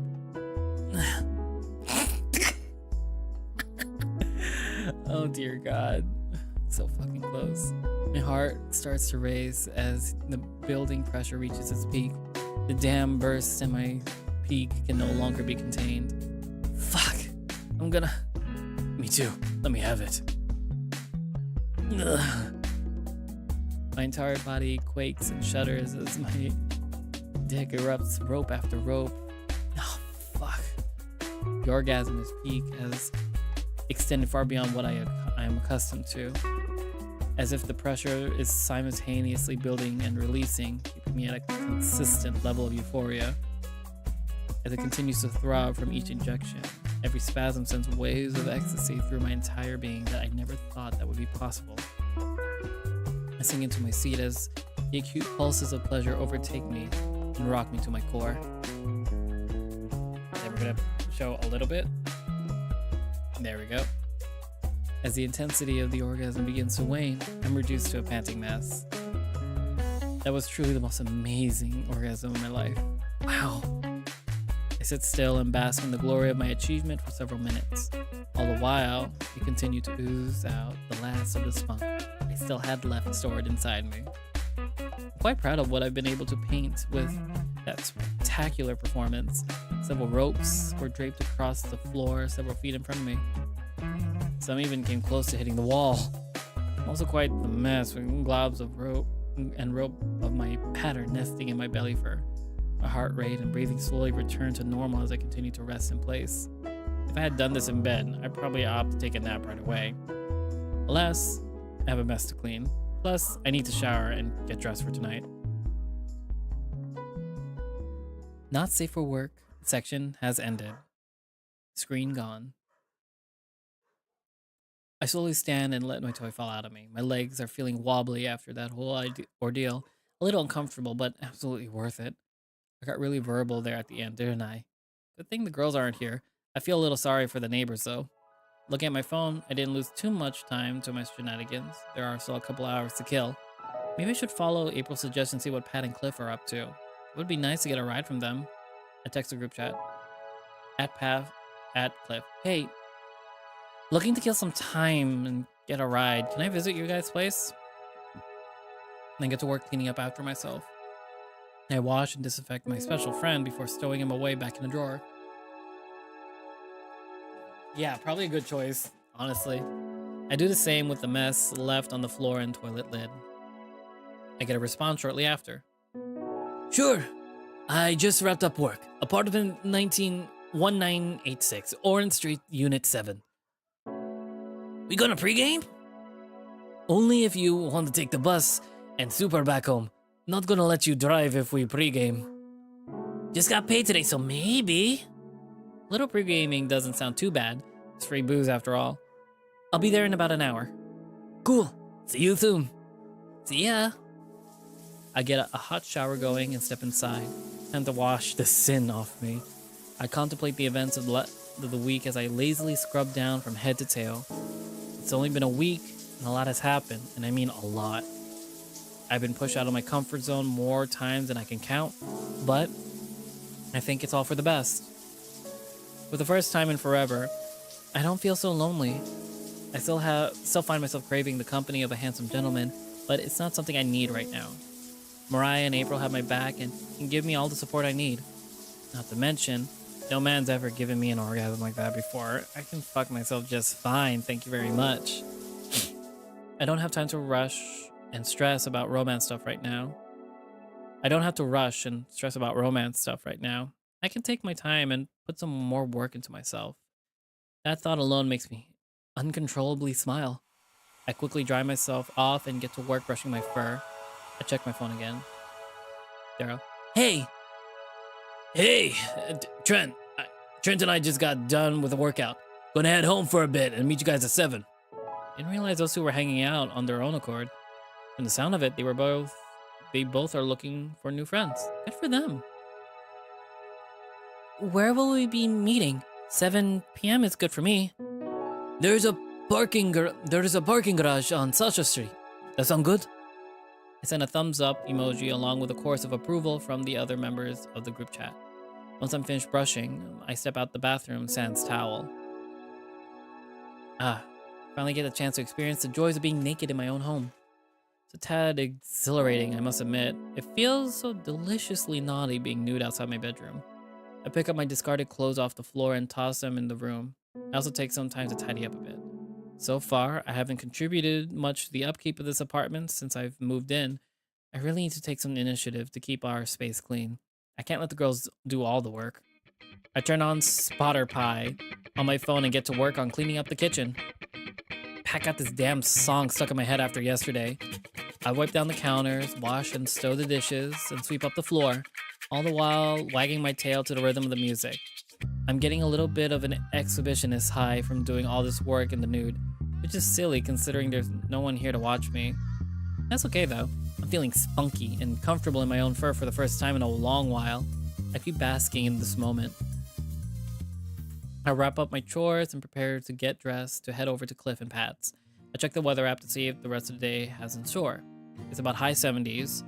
Right now, all things considered, it's quite cool for an August afternoon. It'll get cooler tonight, reaching high 60s after the sun sets. Excellent! Having an extra layer will probably come in handy. I pull together my purchases from the thrift store and start getting dressed. After mulling for a short moment, I put on some clean briefs in favor of jockstrap. You might have to do some walking, and I'd rather pick up the comfy option. I put on the jeans and t-shirts first and drape the flannel over top. It'll be a little toasty while the sun's out, but as the sun goes down, I'll be kept nice and warm. My boots work perfectly with this outfit. A little country with a little edge. I like it. Maybe I should consider catching a bus to Cliff and Pat's. It's almost a 2-mile walk, and I don't want to start sweating in this outfit on the way over. I'm glad Cliff gave me and Mariah the rundown on how the buses work here. All I need is $5 and Google Maps to get anywhere in the city.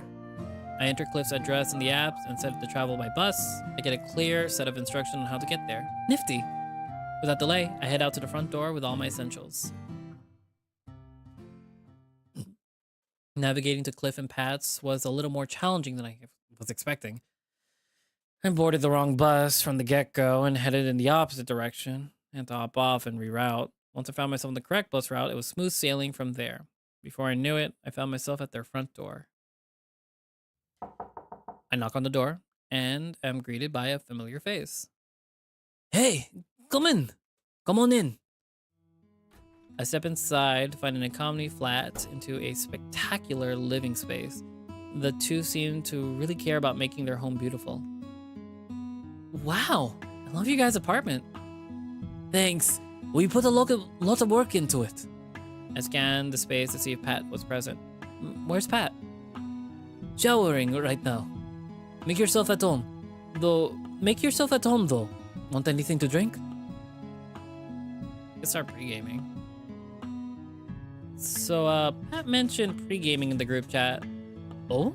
You want to get started already? Fuck, that was stupid. Who do I think I am waltzing into someone's apartment and demanding booze? Stupid. Fuck it, we ball. He lets out a giggle. Let's start with something light though. Maybe some wine? Glad he's on board. Yeah, sure. Go ahead and kick off your shoes and have a seat. I got something neat we can try. I do as he asks and park myself on the couch. Shortly after, he sits next to me and sets 2 wine glasses on the coffee table, along with a peculiar bottle. Pat's sister is a bit of a wino. Last time she visited, she gave us some of this blueberry wine. Neat. I don't think I've ever had blueberry wine before. Me neither. Can't imagine it's bad though. He picks up the bottle and doles out a generous amount of a deep blue liquid in both glasses. He hands me one. Blueberry wine does sound good. Cheers! We clink our glasses together and we both take a sip. I want mead. I want to drink, but not too much.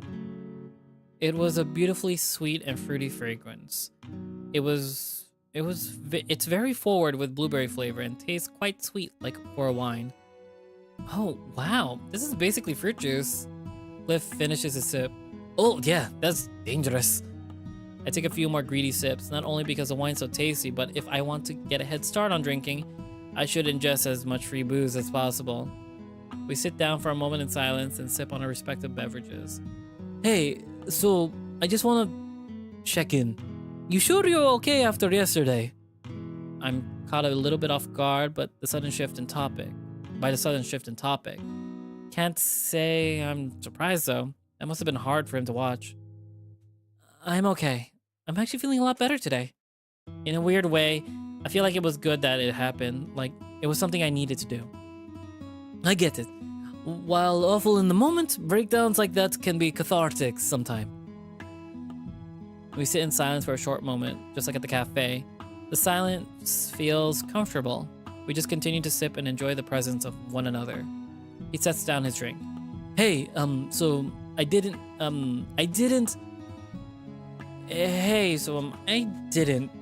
cause you to get upset, did I? Damn it.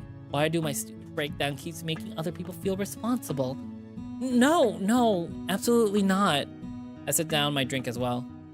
Like, that encounter isn't even what set me off. It's just my brain being stupid, I guess. How was it being stupid? So like, Mariah got upset with me because I kind of overreacted. Go on. And I thought because she got upset with me that I was pushing her away and she was going to hate me. Right. So I thought that because she was going to hate me, that I was going to lose everything. My apartment, my job, my life. If she's gone, then I have absolutely nothing.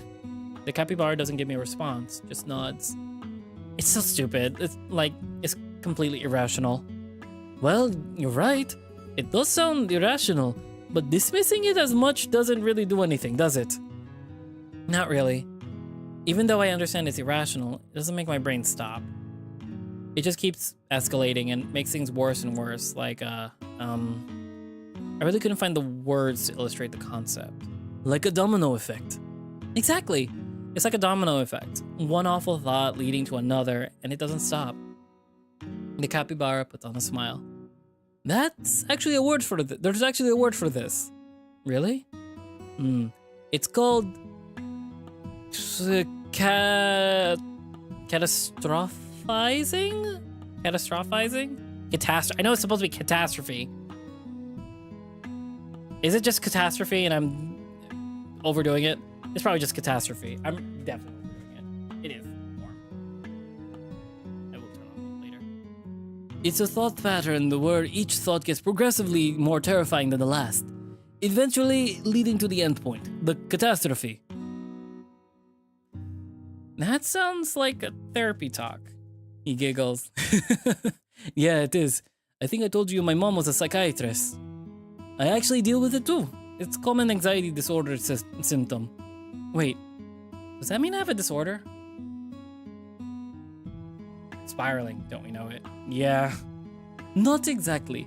You have to talk to a doctor to get that confirmed. But from one anxious mess to another, you're not alone. Those words bring quite a bit of levity. It's reassuring to know that I'm not the only one dealing with an issue like this. If you want, I can tell you about a good technique to help the next time that happens. There are techniques? Absolutely, lots. I can tell you about it now, or I can just send you a link to a good resource if you want to read it on your own time. Tell me more. I like talking to you. Sure, you can tell me about it. So it's called grounding. It's all about establishing yourself in the present moment and stopping the domino effect. It's really easy, and there's a lot of ways to do it, but this is my favorite way. The idea is you use all 5 of your senses to engage yourself with your environment. We start by using the sight to identify 5 things in your environment you can see. Then you identify 4 things you can feel, 3 things you can hear, 2 things you can smell, and 1 thing you can taste. The whole time, just take some slow and deep breaths. So, it's kind of like a game. You could call it that, yeah. Could I switch up the order? Sure. So as long as you start with 5 things and work your way down to 1. You can even challenge yourself a bit and do it backwards. Start with 5 things you can taste and so on. Wanna try it? Sure, I guess. Alright, start with 5 things you can see. I search around the room. Well, I see you, the couch, your coffee table, your TV, and the TV remote. Good. Now 4 things you could feel. There's the couch. I trace my digits on the furniture, find a blanket draped on top. This blanket. Where else? Oh, my pants and my fur. Now, what can you hear? You talking, me talking. I'll listen intently for a moment. Oh, and Pat's shower. Smell is next. I take a couple of whiffs of the air. I can smell the scent of my shampoo. I can also smell the air freshener you use. Jasmine? He nods. And the one thing I could taste. Oh! I reach over to my beverage and take a sip. My wine! He smiles. Great! You got the hang of it. How do you feel? Alright, I guess. Present. Sounds about right. Try it next time when you find yourself Catastrophizing. or spiraling. It might help. I didn't know you could do things like this to help deal with these kind of issues. Well, that's the whole idea behind cognitive behavioral therapy. Coming up with coping techniques that can manage your symptoms. It's funny, I remember Cliff is interrupted by Pat's entrance into the living room. Dick and bulge. Where are his clothes? Hey, are my good pants in your closet? Oh, hiya, Karos. He acknowledges my presence nonchalantly, clearly not shameful of how he is presenting himself. Goodness, what a gorgeous sight, though. His figure is deliciously trim, and those pierced nipples are a very welcome surprise. Cliff's not amused. Really, dude? You knew Akaros was going to be here. Yeah, and it's my apartment. Mine too, and I don't want you making our guests feel uncomfortable. Oh, come on. Karos doesn't mind. After all, he got to see you in your underwear yesterday. It's only fair. No, did Cliff tell him everything? What does that have to do with anything? The dog ponders for a moment. Nothing, really. It's just funny. The capybara buries his face in his paws and exhales sharply. To answer your question, yes, they're in my closet. Just go. Perfect. Thank you. Okay, maybe I wouldn't date Pat if he does this with friends over. He strolls over to Cliff's bedroom and enters the room, closing the door behind him. I look to Cliff. Did you tell him everything? No. I didn't mention the breakdown. He saw that I was really stressed after getting home yesterday. I just told him about the dressing room incident. That's all, right? That's all, I swear. I breathe a sigh of relief. The less people who know, the better. I'm sorry. I shouldn't have even told him about the dressing room thing. No, it's okay. I know how persistent he can be. Yeah, I had to tell him something. I don't like lying to him. That's fair. So, why are his pants in your closet?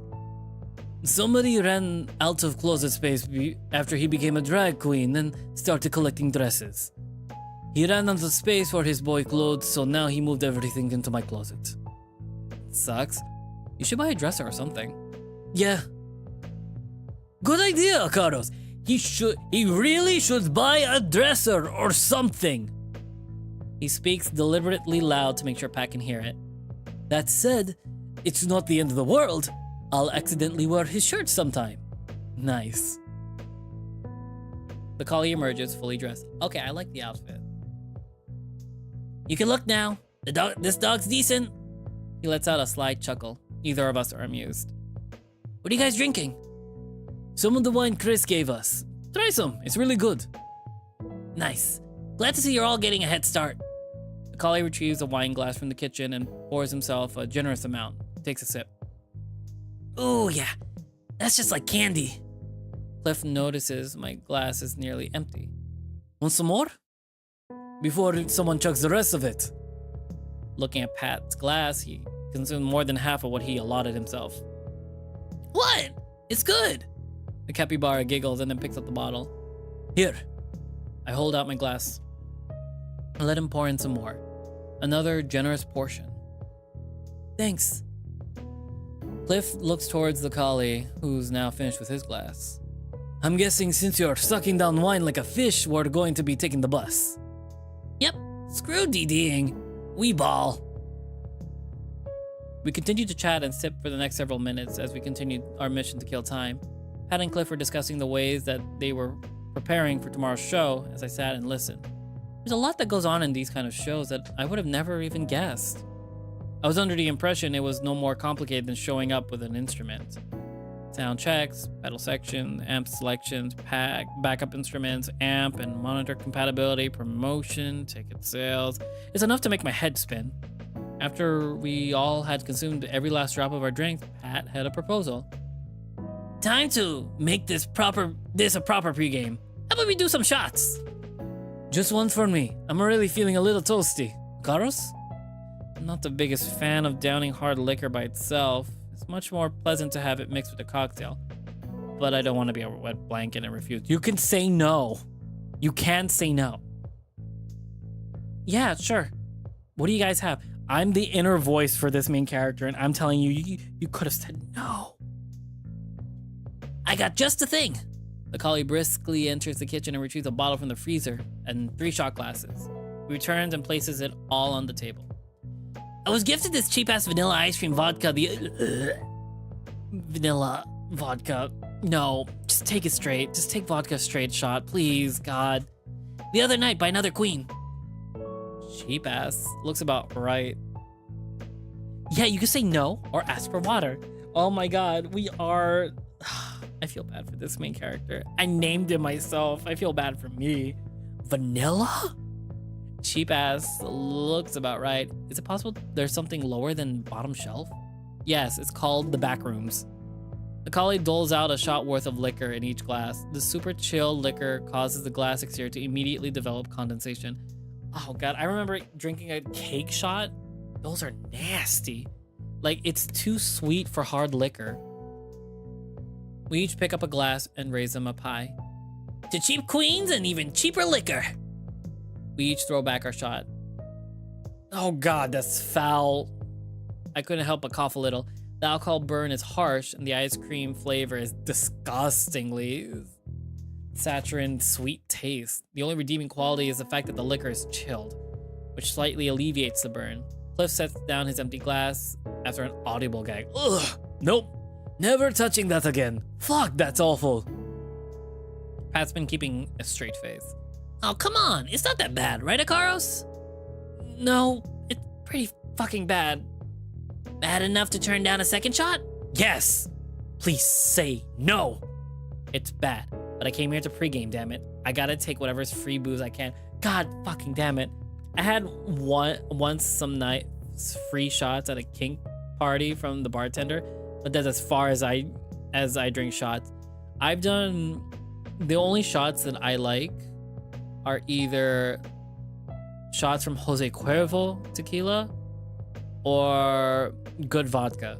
Those are the two shots I can get by. Anything else like whiskey, I sip it. I do like a dark and stormy and sip it. I'll never do like random vanilla sugary shots ever again. Those are so bad. You can say no. I slide the glass towards the collie. One more, just one.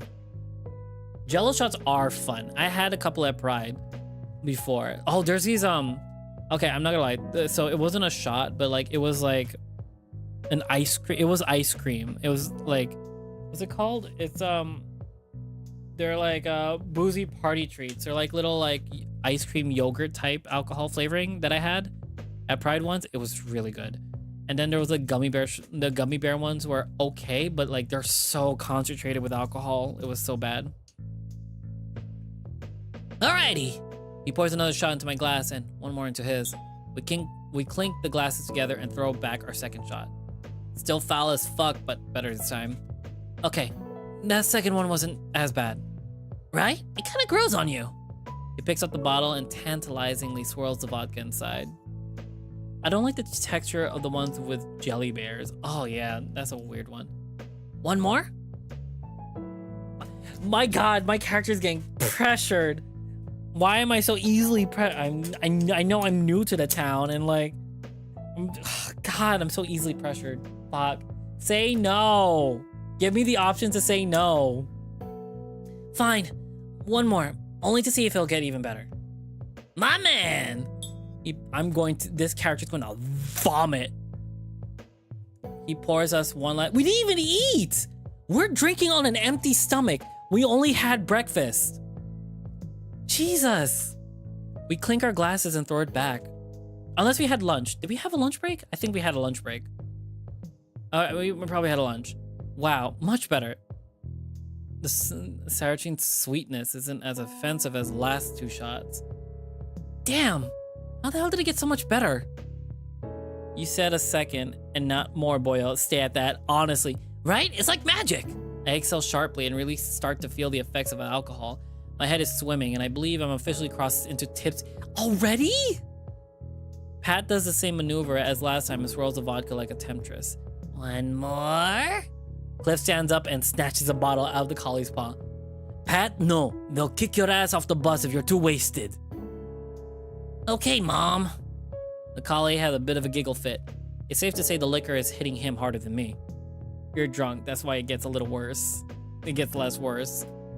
That makes sense considering how much heavier I am than him. He's so lucky he has more weight than him. God. He's kind of cute though. He's not a whole lot smaller than me, but I could probably squish him. Squimsh. Cliff returns the bottle to the freezer. Instead of returning to the living room, he retreats to his bedroom. I look at Pat. Where's he going? He's gotta get changed, dude. Oh, he doesn't want to wear out what he's wearing? What he was wearing? Stringing together words is challenging. Nah, he's got a different outfit in mind. He always looks so cool. How does he do it? Golly shrugs. Practice, I guess? That's gonna be a bad night. It's either gonna be a bad night or we're gonna end up with one of them in our bed. Either one. Oh, that's so cute. It's so loose fitting and it looks so cute. Oh god. Capybara emerged from the bedroom with a fresh new outfit. All right, it's getting close to 6. Should we mosey? Dude, if we go now, we'll get there so early. At this rate, he ends up in Chester's bed. No! We're not doing that! I'll try my best not to.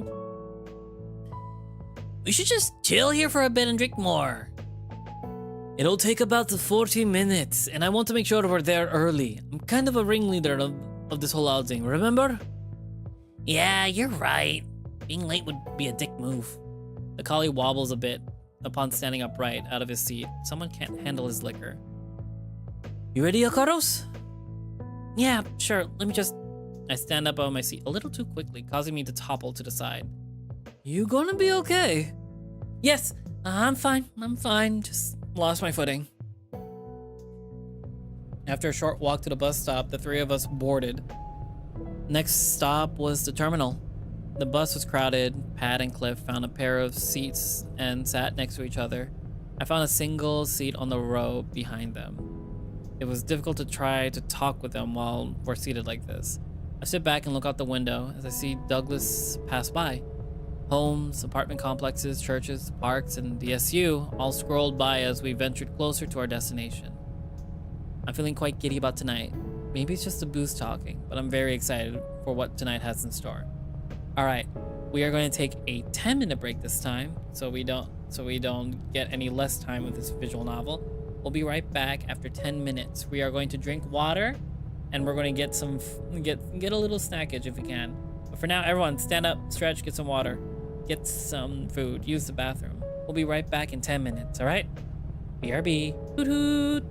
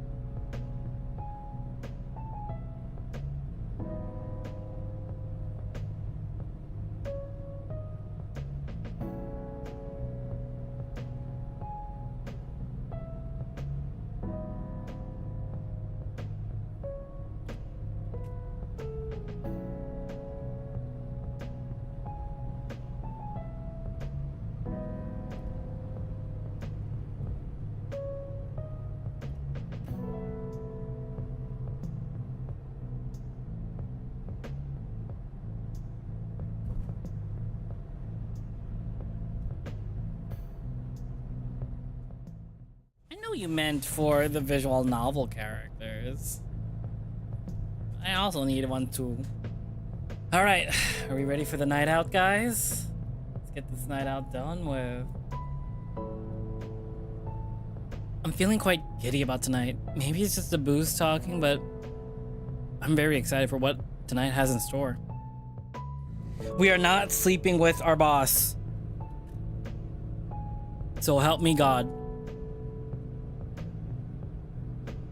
We arrived to the terminal and quickly boarded another bus. This one much less crowded. We can all sit together. Pat seems to have mellowed out a bit. So, where are we going first? I'm thinking Enchanted Whimsy. The parking lot is across the street, has like 7 different food trucks. Everyone should find something they like. Are you going to have something? There was a hint of concern in his voice. Yes, I'll find something I like. It's fried food galore after all. My ears perked up. I suddenly noticed just how hungry I am. I haven't had food truck cuisine before. Can't wait. The capybara looks towards me. Hopefully there'll be something you'll like. I'm sure there will be. My mouth is a bit of a garbage disposal. I'll eat anything. My man! The collie prompts me for a fist bump. I oblige. The bus intercom chimes in. Now approaching Sasha Street. Cliff pulls the yellow cord above the window. That's us. We deboard the bus and mosey over to the parking garage. Didn't take long before we spotted a familiar face. Aw, look at him. He's so Dapper looking. Trent's parked himself on the bench outside the garage. Looks like he's been waiting for a bit. I give a smile and wave. He reciprocates. Hey. Oh, hey. Good to see you again? Likewise. Trent, this is Cliff and Pat. I pointed to prospectively as I state their names. The capybara waves and extends a paw for a shake. Trent oblige. Hey, good to finally meet you. Pleasure's all mine. Discounting the antlers, Trent stands a full foot taller than Cliff. That juxtaposition is kind of cute. The two break their shake and Pat approaches. He scans the deer with his... Did his eyes move? I think it actually... Oh, it actually is moving! Oh my god. Appreciating him from antler to hoof. He extends a paw and Trent takes it into his. Good to meet you, dude. Been a while since I've been climbing. He gives the deer a wink. Cliff rolls his eyes. Trent had a twinkle in his eyes. Oh, you like climbing? I never tried it. Sounds like good exercise. The dog lets out a guffaw in response to Trent's statement. Oh no, the sweet, innocent bean. Don't corrupt him, Pat. Oh, Akaros, I like your friend.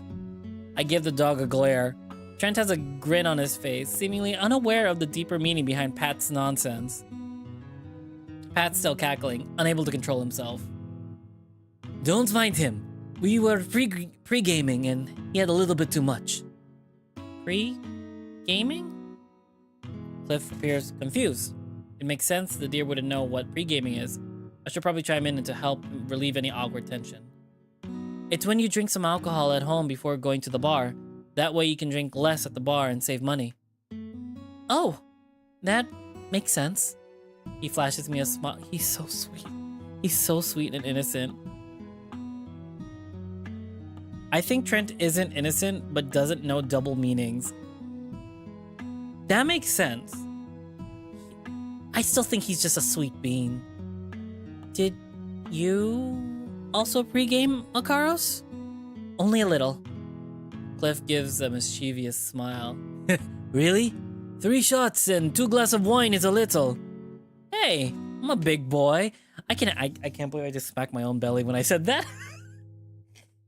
I think he would have done the same. Hey, I'm a big boy. I can handle it. The intense buzz I had back at the apartment had waned with time. That said, I'm still a tad tipsy. Pat's still getting over his giggle fit. Meanwhile, someone's had more than just a little. The collie rolls his eyes dramatically. Which is why we should probably go find something to eat after everyone gets here. Where do you have in mind? Yeah. Love our bellies. Pa, pa, pa, pa, pa, pa, pa, pa, pa, pa, pa. There's a parking lot where we can find a bunch of food trucks. I'm thinking we'll start there. What kind of food? Lots. The lineup changes every weekend, so I can't say for certain what all will be there. Oh, I guess it'll be a surprise then? The deer had a hard time hiding his discomfort. Heya! Off to the side, I hear Mariah calling. Her and April are walking on the sidewalk and had just rounded the corner. Hey there. Glad you two could make it. Of course! Wouldn't miss this for the world. She directs her attention to the deer and waves. And you must be Trent. I'm Mariah. So good to meet you. Likewise. And hi again, April. What's up? Trent looks puzzled by her response. You sound different. My customer service voice clocks out the same time I do. Alright, so that makes six. Who are we waiting for? Pat scoffs. Just Daryl, late as always. Dude, it's not even 7 yet. Calm your tits. My boobs are adequately soothed, ma'am. I swear, if you two cause any drama today, I'll take those gauges of yours. He was interrupted by a light and a friendly honk. I turned to look to see Daryl waving at our group from the driver's seat of a pickup truck. He's pulling up into the parking garage. See? He's even a little early. Sure, he shows up early when it's time for fun and games, but when it comes to practice, it's a different story, right? I get a specific kind of vibe from Trent. We will see if I'm right on point. Oh? I'm excited to see if we're on point too. Let me know if we are. Dude, let it go. Not until he apologizes. Sup, dudes? Who's ready to party? Oh, he's so cute. The line emerges from the garage staircase door and approaches the group. He spots Mariah and makes a beeline towards her. Oh, you must be the famous Mariah I keep hearing about. She giggles. Oh, wait, did he pronounce it wrong? Oh, maybe I'm pronouncing it wrong. She giggles.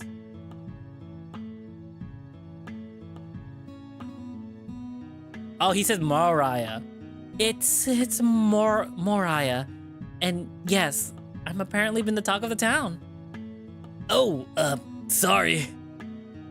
Oh, don't worry. It happens all the time. Alright, looks like everyone's here. Let's get moving. We're only a couple blocks away. The capybara leads the pack while the collie at his side. 2 girls tow behind. Trent, Daryl, and I were trailing the pack. I hope we don't have to walk far. I'm less than fully coordinated, but I should be stable enough for this journey.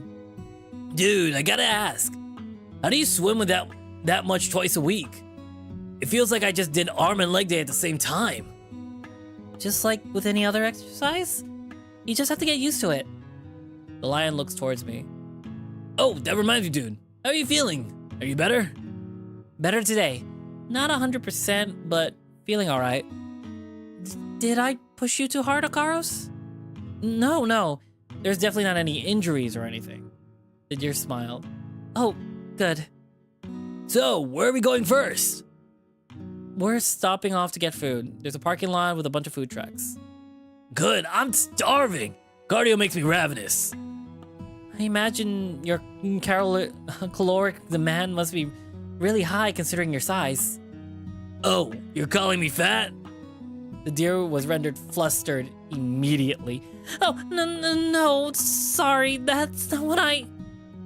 The lion gives him a couple of friendly pats on the shoulder and snicker. I'm joking, dude. I know I'm big, and I love it. I love it too. My God. He gives the deer a goofy smile and flexes his large arms. The deer immediately darts his gaze away. God, that's hot. I gaze up at the building to avoid further arousal. I learned my lesson in the locker room. At this rate, Fuck, I tripped. I stumble forward, preparing to taste pavement, but Daryl quickly springs into action and placed one paw on my chest and one on my back. He's able to halt me, my forward momentum and stabilize me. Oh my god, oh my goodness, Daryl. Whoa! Whoa! Be careful, dude! He keeps one paw on my chest while giving me a friendly rub on the back with his other paw. I must be red as I can be right now. Yeah, sorry. No worries. Maybe you shouldn't go so hard on the pre-gaming.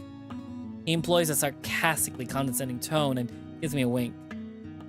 Are you sure you're okay? Yeah, just clumsy. And a little boozy. He teasingly taps my arm with a closed fist. I give the lion a melodramatic pout in response, mocking the way I've seen him pout. He giggles. Oh, by the way, I really dig your outfit tonight, Carlos. I couldn't contain the smile on my face. No one's ever complimented me on my clothes before. Really? Yeah, it's kind of like what you usually wear, but cooler, I guess. It's very you, and that's neat. Oh, well, thanks. Gotta give credit to the designer though. Cliff picked everything out. Oh, cool. He darts his eyes for a short moment. Do you and him hang out a lot? Well, no. Yesterday was the first time I saw him outside of Chronicles. We went to the thrift store to find Moriah and me some outfits. I caught him wait, fuck, I can't finish that sentence. Douglas Scout University campus. He noticed my lingual fumble and gives me a suspicious look. That quickly changes to a friendly smile. Ah, okay. Well, he did a good job with you two. Thanks. From a distance, I can see the parking lot Cliff had mentioned. It's a large open space only populated by food trucks, picnic tables, and hungry customers. We reach the center of the lot when the aromas really start to hit me. It's fantastic symphony of sweet and savory scents. I can't wait to try something. All right, everyone, pick your poison. We eating out here? Nah, we could take our road to the bar. It's just right over there. Cliff points to the building across the street. I gander at the building. There's a large glass window facing the street with its stylized vinyl graphic plastered on its surface. It reads Enchanter's Whimsy in a charming font. I turn back to the group. Are you sure they allow that? Seems strange bringing one's establishment's food into another restaurant. It's all good. Enchanter's is just a bar. They let you bring in outside food. Trent averts eye contact for a moment, seemingly trying to make sense of Cliff's statement. Okay, if you're sure. Daryl is scanning frantically at each truck, seemingly looking for something in particular. He quickly spots what he was looking for. He gasps with excitement. They have it! Wings! The lion makes a beeline towards a truck adorned with a graphic that reads Tender Love and Chicken. Cute name, I guess. Huh. I guess I'll go check this one out. The collie scurries off in the opposite direction. Cliff looks at the group with a perplexed expression. The anime eyes are back. Yeah. Huh. Thought Pat would go for the wings too. Pretty sure that they're his favorite. April points to the truck and taps Mariah on the shoulder.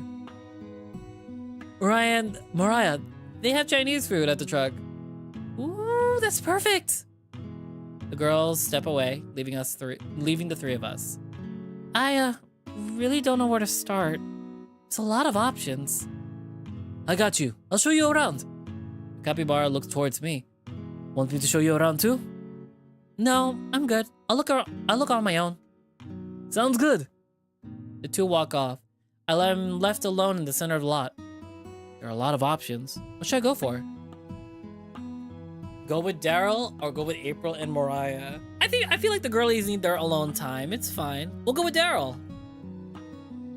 Daryl seemed very excited about those wings. Sounds like a winner to me. I catch up with the lion and stand in line next to him. Oh, hey! Coming to get some wings too? Yeah, I guess. You seem really excited about it. Nice. He passed my shoulder. Do you like them spicy? Not like too spicy, but a little heat's good. Right on. I really like them hot. The lion gives me a goofy but devious grin. I I nervously chuckle in response. I never tried the wings from this truck, but I'm gonna go for the spiciest one on the menu. Are you sure that's a good idea? Oh yeah, I can handle it. Just you watch. Next. The tiger from inside the truck calls out. How's it going? Can I get a 16-piece with the hottest sauce you got? Are you sure? That one's very intense. I took notice of the tiger's thick Indian accent, which I will not replicate because that feels a little racist. Oh yeah, positive. The tiger shrugs and takes Daryl's credit card. They complete the transaction, and now it's my turn to order. Spoilers, he can't handle it. Of course. Hi, can I do 12-piece with a medium sauce? Medium is still very spicy. Is that okay? I have a bad feeling about the medium. I'll actually do mild instead. That'll be $13.50. Jesus Christ, that's more than $1 a wing. I dejectedly pass along my credit card. After the tiger processes my payment, I join Daryl at the side of the truck. Nah, I thought you could handle some heat. Why'd you go for mild, huh? I just had a bad gut feeling after he told me the medium was really spicy. Oh, it's not that bad. I'll show you how it's done. He gives me a cocky grin and chuckles. Shortly after, the tiger calls out our orders. We each receive our wings in to-go containers. Hottogo. You can take me hot to go. Let's go meet the others. I nod. He will die. Just watch. Most likely. Oh, this is cute. Oh my god, this is cute. I want to go to a bar like this. We entered inside and were immediately transported to another world. The bar clearly invests a lot of time crafting the thematic elements. Let me take a drink. Oh my goodness.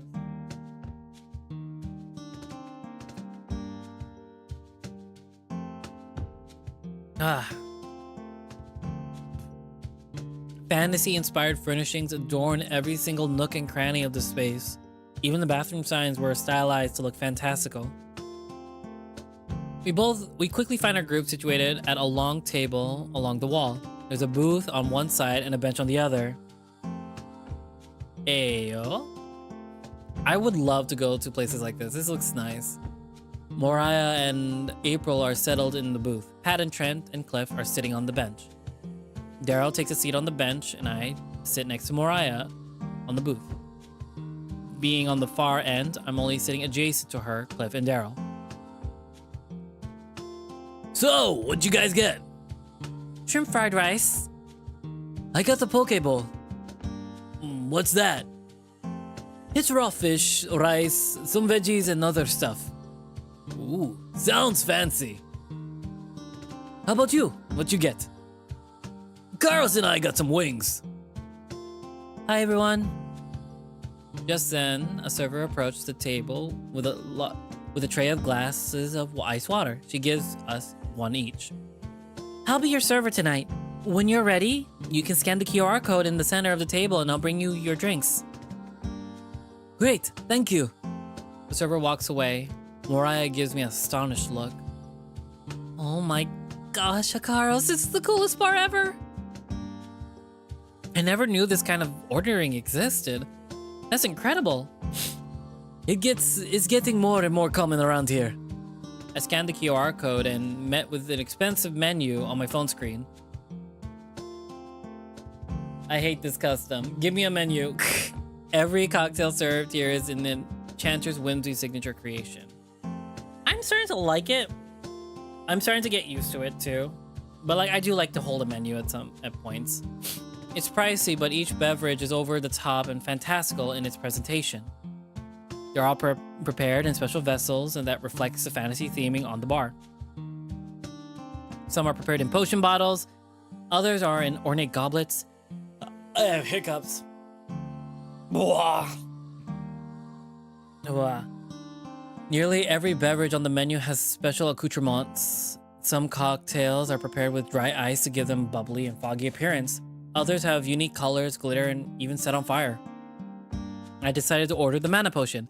It's a pina colada mixed with lemon juice and blue curacao. Oh my god. That sounds so good, guys. Oh my god. That sounds so fucking good. What makes it special is that it's served in a potion bottle style glass and is mixed with edible glitter to give it that whimsical appearance. Neat. I place my order and start to dig into my own food. Looks like Daryl's on the same page. Oh my god, I would love this. So, Daryl, tell me more about yourself. I haven't properly gotten to know you yet. Well, as you may know, I play guitar in your girlfriend's band. Hold up a second. He takes a swig of water. I've been playing guitar for like 15. He takes another drink, starts blushing. Are those too hot? No, it's just. The lion starts to take a deep breath. I just didn't expect. He's starting to sweat. He's looking a little out of it. Are you gonna be okay? I'm fine. These wings are great. He douses another wing in ranch dressing before taking his next bite. His chewing hastens. See? It Starts exhaling sharply. His nose starting to like. The lion grabs his glass of water and immediately takes a big gulp. He depletes it in a matter of seconds. Oh no. Oh no. He takes the beverage napkin left by the server and wipes his nose. I'm fine. I pass him my glass of water. I hadn't touched it yet. Here, have some more. He wordlessly takes my glass and takes more controlled sips. Thanks. He spoke with a dejected tone. Poor guy. The lion stood up with a container of food in paw. I'm gonna get something else. Without another word, he walked out of the bar, discarding his wings into the trash can by the front door. Oh, poor guy. Does he not handle spice well? Well, according to him, he loves spicy food. He ordered the hottest sauce on the menu. Looks like he learned a little lesson in hubris, huh? How are your wings, Akaros? They have a little kick, but they're pretty great. How's your fried rice? Oh my god. This is me the one time I ordered Indian level spicy food. It was amazing though. I do handle spicy food pretty well. I love it. What's it called? I think my friend Plato, one of my other mods, as well as my best friend from high school, that I've tried their food, their food, and it's spicy. It's spicy, and I love it. I can actually say I handle my spice levels pretty well. I just haven't been eating spicy in a while, so I don't know how it is by now. Fantastic. She turns towards Cliff. The food trucks were such a great idea. Yeah, mostly. Hey, don't let Daryl's little blunder get you down. That's his fault. Ooh, that sounds good. You're right. I just feel a little bad. All right, got some drinks for you.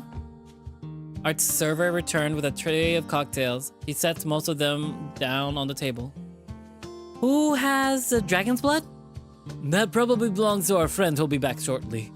He sets the drink in front of the vacant chair. There are 2 more shot glasses on her tray. My goodness. And then I have 2 Elven Delight shooters. Those are for these 2. Cliff points to Moriah and me. The server set down both glasses. They're a rich lime green color and spiked with the same edible glitter that's in my mana potion. Kestrel juice confirmed. Dragons. Oh my god. The glitter dances and swirls inside the shooter glasses. It's captivating.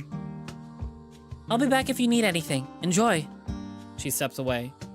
Cliff, you didn't have to get us drinks. I told you I would. I'm a rodent of my word. The fox picks up her shot glass and raises it. Shall we? I pick up my shot glass and clink it against hers. Down the hatch. To Cliff. To Cliff. We each down our shots and set the glass back down on the table. It's delicious. It tastes like a tart apple pie and goes down smoothly with no burn. The perfect sweet and sour combination. I want that drink now. Oh my god. To Akaros! I would love to taste that. Oh my god. Oh, that's amazing. Agreed. The capybara smiles. Glad you like it. It's one of my favorites. Why didn't you get one? I got it right here. He holds up his drink. It has the same rich green hue as the shots with glitter swirling about the pint-sized glass. Ooh, that might have to be my next one. What did you start with? Lightning in a bottle. She presents her drink to me. It's served in a clear beer bottle and is filled with a lurid yellow liquid. The drink appears to luminesce like a glow stick. There's a little light inside. How cool is that? All I have is mead and my mead and water. Can we date Moriah? No, she's dating someone. She's dating April. Presentation is cool. It is. From the corner of my eye, I see Daryl re-enter. He silently reclaims his seat and opens a new to-go container. Inside is a pile of chicken tenders, fries, and copious servings of ranch. The lion looks defeated as he began to wordlessly chow on his substitute meal.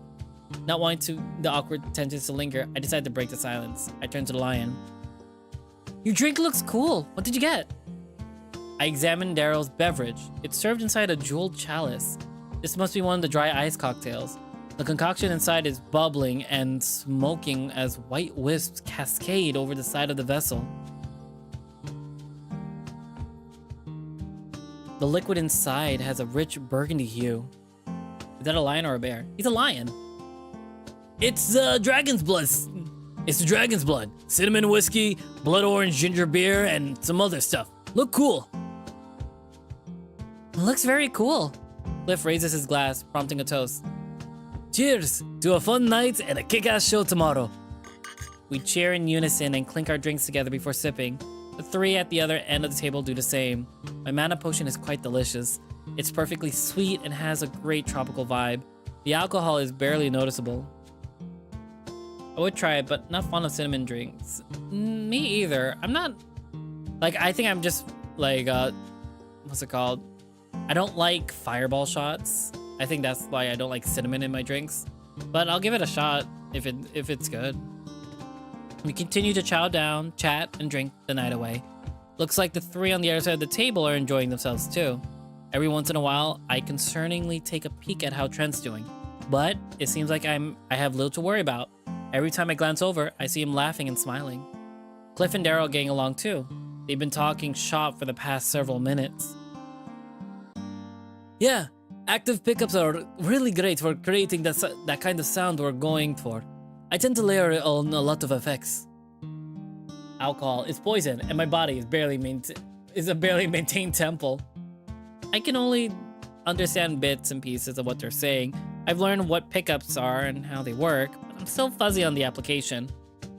Mariah nudges my side and prompts me to get close so she can whisper something. Hey, are we still going to that gay bar after here? Not sure. I have to check with Trent. He was hesitant last time I talked to him. I figured the best way to go about this is to text him.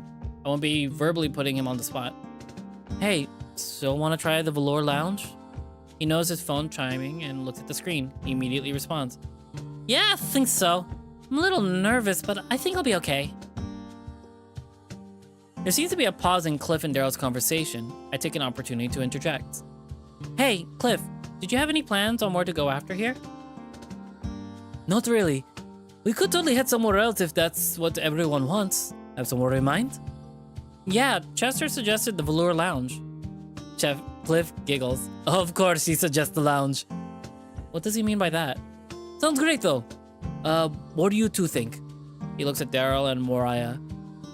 I'm 1,000% on board. Well, it's not my scene, but I'm down. Not my scene, huh? I guess that means he's not. How about you guys? Velour Lounge? He's facing the opposite end of the table where the other three are sitting.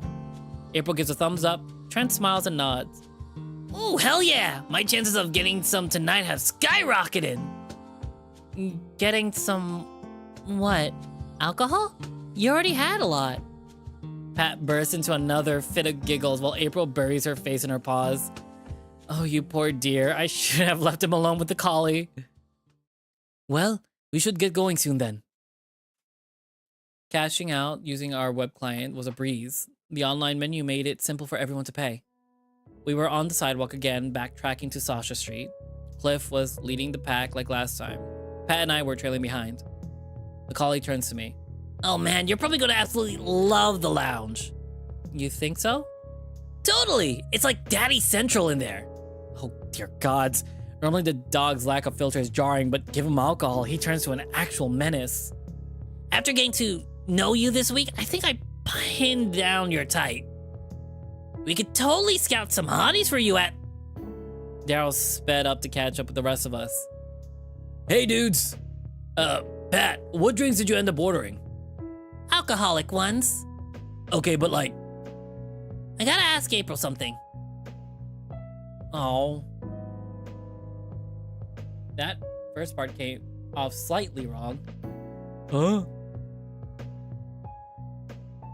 The dog hastily migrated to the back of the pack where the girls and Trent were. Daryl was visibly upset. What's the deal with him? The lion let out a dejected exhale. Nothing crazy, just band drama stuff. Wanna talk about it? It's just, he's mad over nothing. I was only an hour late for practice yesterday. Did you apologize? Well, no, but it wasn't my fault. My sleep schedule's so fucked from the crazy shifts I keep getting assigned at work. One day it'll be a morning shift, next day it'll be graveyard. I can't keep up. Ooh, that's rough.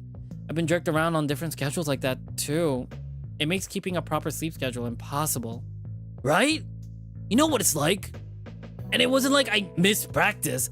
We still played for 4 hours. It was plenty of time. Mind if I give you my 2 cents? Go ahead. So, from one band guy to another, I know how stressful it is balancing working and life and band life. Your situation with work definitely sucks, but you made an agreement with your band to start practice at certain times. You have to take some responsibility for that, don't you think? The lion sighs. Yeah, I guess. But it didn't really matter though. We still practiced for as long as we needed. We're more than prepared for tomorrow. Sure, but I don't think preparation was the point. Pat wanted you to be there at a certain time, and you made them wait. He cares a lot about punctuality. So I think he's taking it personally. Well, he shouldn't. It's not a big deal. It might not be a big deal for you, but it is for him. The lion silently stares at the pavement as we kept walking. Okay, yeah. I should probably apologize to him. I'll talk to him when we get where we're going. Speaking of, Cliff points to a sign. The building was only a few yards away, so was wrapped up in the conversation. I didn't realize we were getting close. All right, here we go. Time for my first gay bar experience. Entering inside, the first word that comes to my mind is classic. Oh my god, let me take a sip.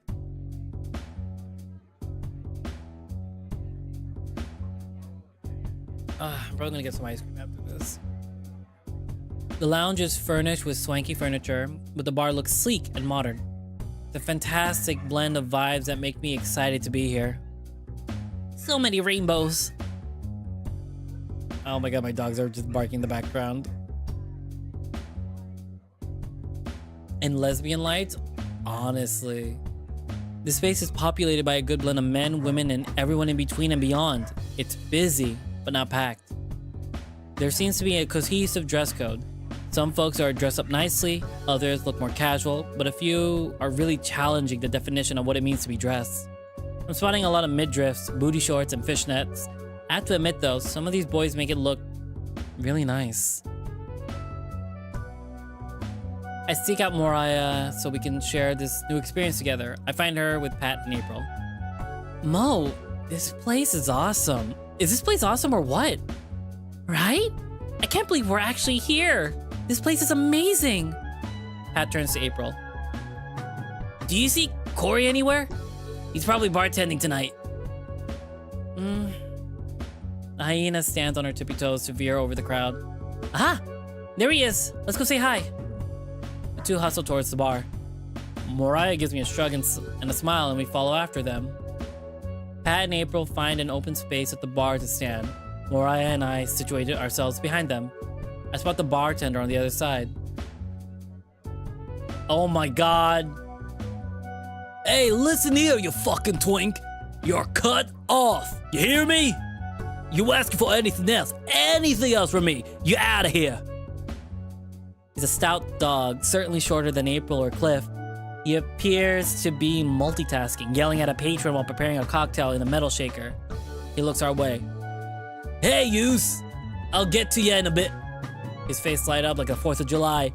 Hey, it's the Chronicles crew. You know it. Hey, Corey. Been too long since I've seen you guys. Give me a minute, I'll come say hi. Who's your friend? An old coworker of ours. He was on his way out when I started working. He's one of the OGs. The dude was at Chronicles for years. The corgi appeared in a flash. Sorry about that, guys. He veered around April and Pat and spots Mariah and me. Who's your friends? Corey, this is my girlfriend, Mariah. Mariah! Goodness, such a lovely name. Mariah blushes upon hearing the compliment. She extends her paw for a shake. Corey delicately takes her paw into his. Gosh, it's a pleasure to meet you. Pleasure's all mine. The corgi turned towards me. We locked eyes and he gives me a warm and charming grin. And who might you be? Hi, I'm Makaros. I extend my paw for a shake. He gives me a firm and borderline aggressive paw shake. Akaros, huh?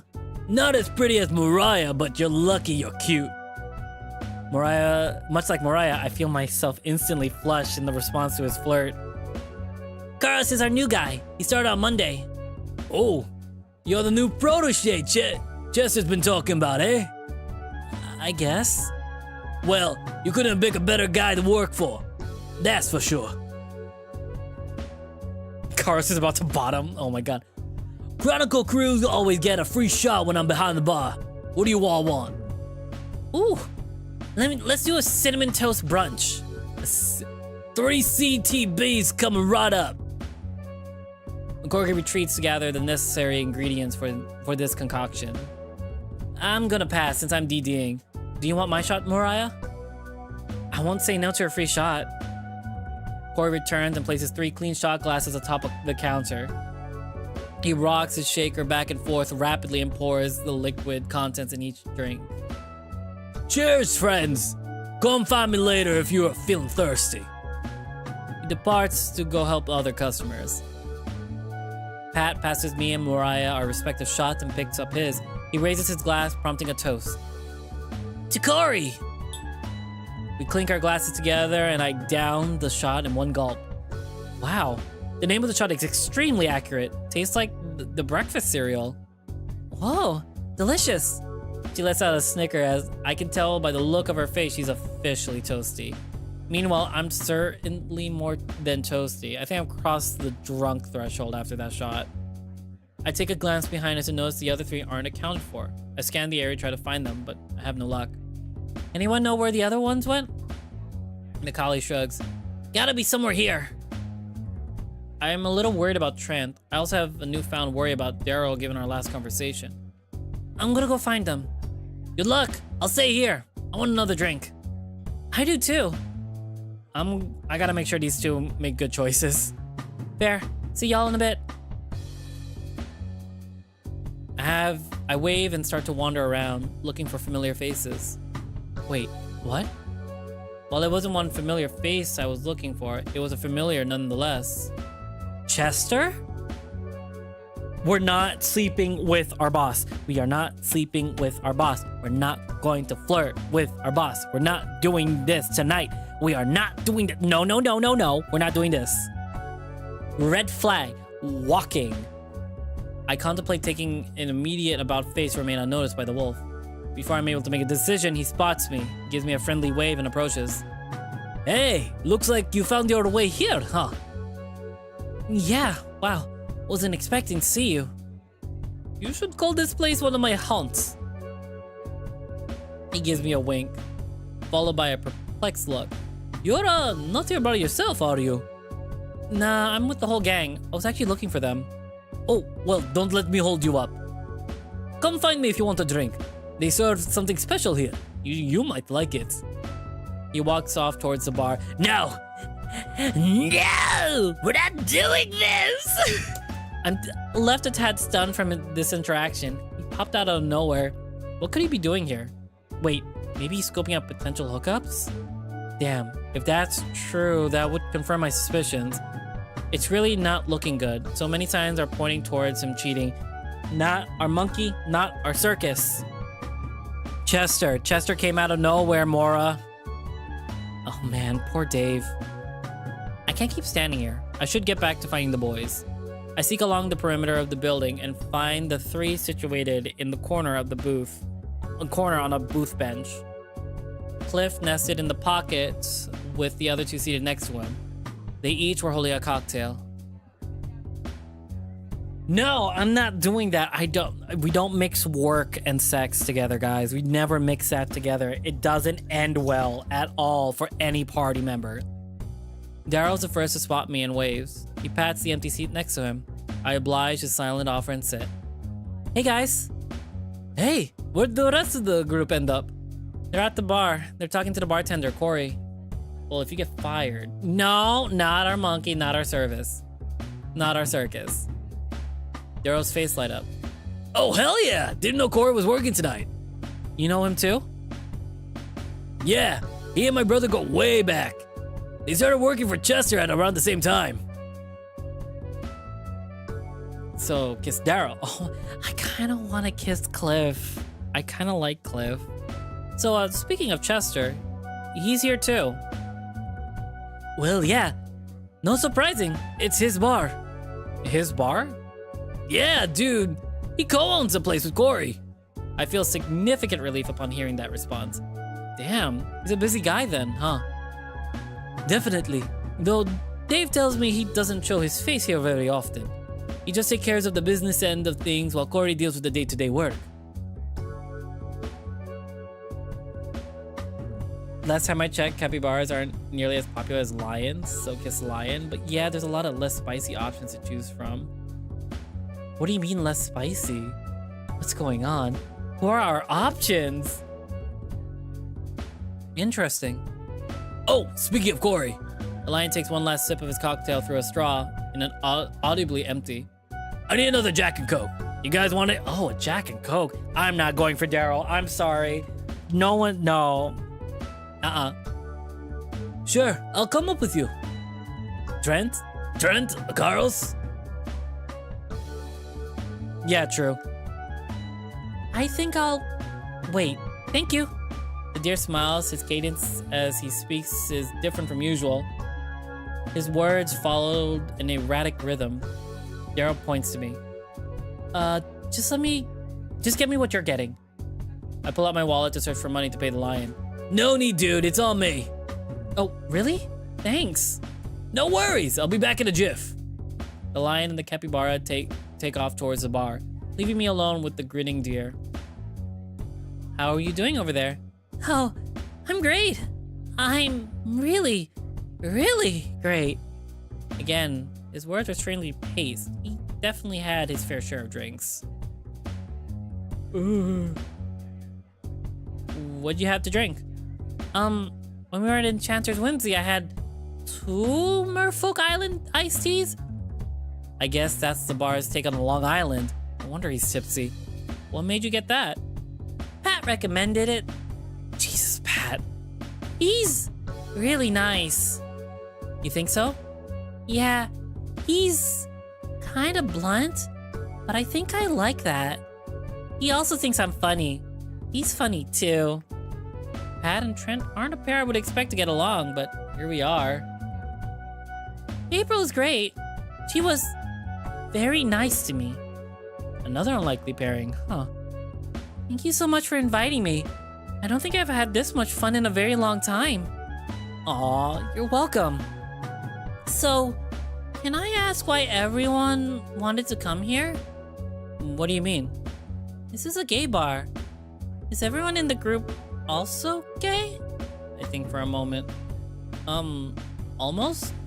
I don't think Daryl's queer, but everyone else is. You too?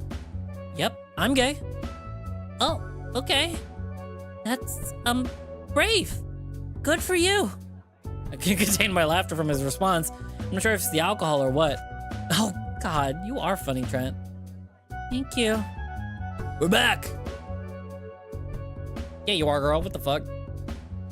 You are gay, Bora. What the hell? Cliff and Daryl approach with drinking paw. Daryl gives me my Jack and Coke, and both proclaim there are better drinks than a Jack and Coke. So, Corey just said the funniest thing. And we are going to end it there because it is 9 o'clock and we got 30 minutes to take a shower and get something to eat before D&D. So, with that being said, thank you for watching. Hope you like, comment, and subscribe. And hit that bell icon to get notified on the next time we stream this visual novel. Look forward to this week's new visual novel as we will be playing Dawn Chorus. Dawn Chorus with Razor Wire. So, everyone, stand up, stretch, get some water, get some food. We'll be right back in 30 minutes. And to the YouTube side, we'll see you guys in a hot minute, honestly. All right, so everyone, BRB. Woo-doo!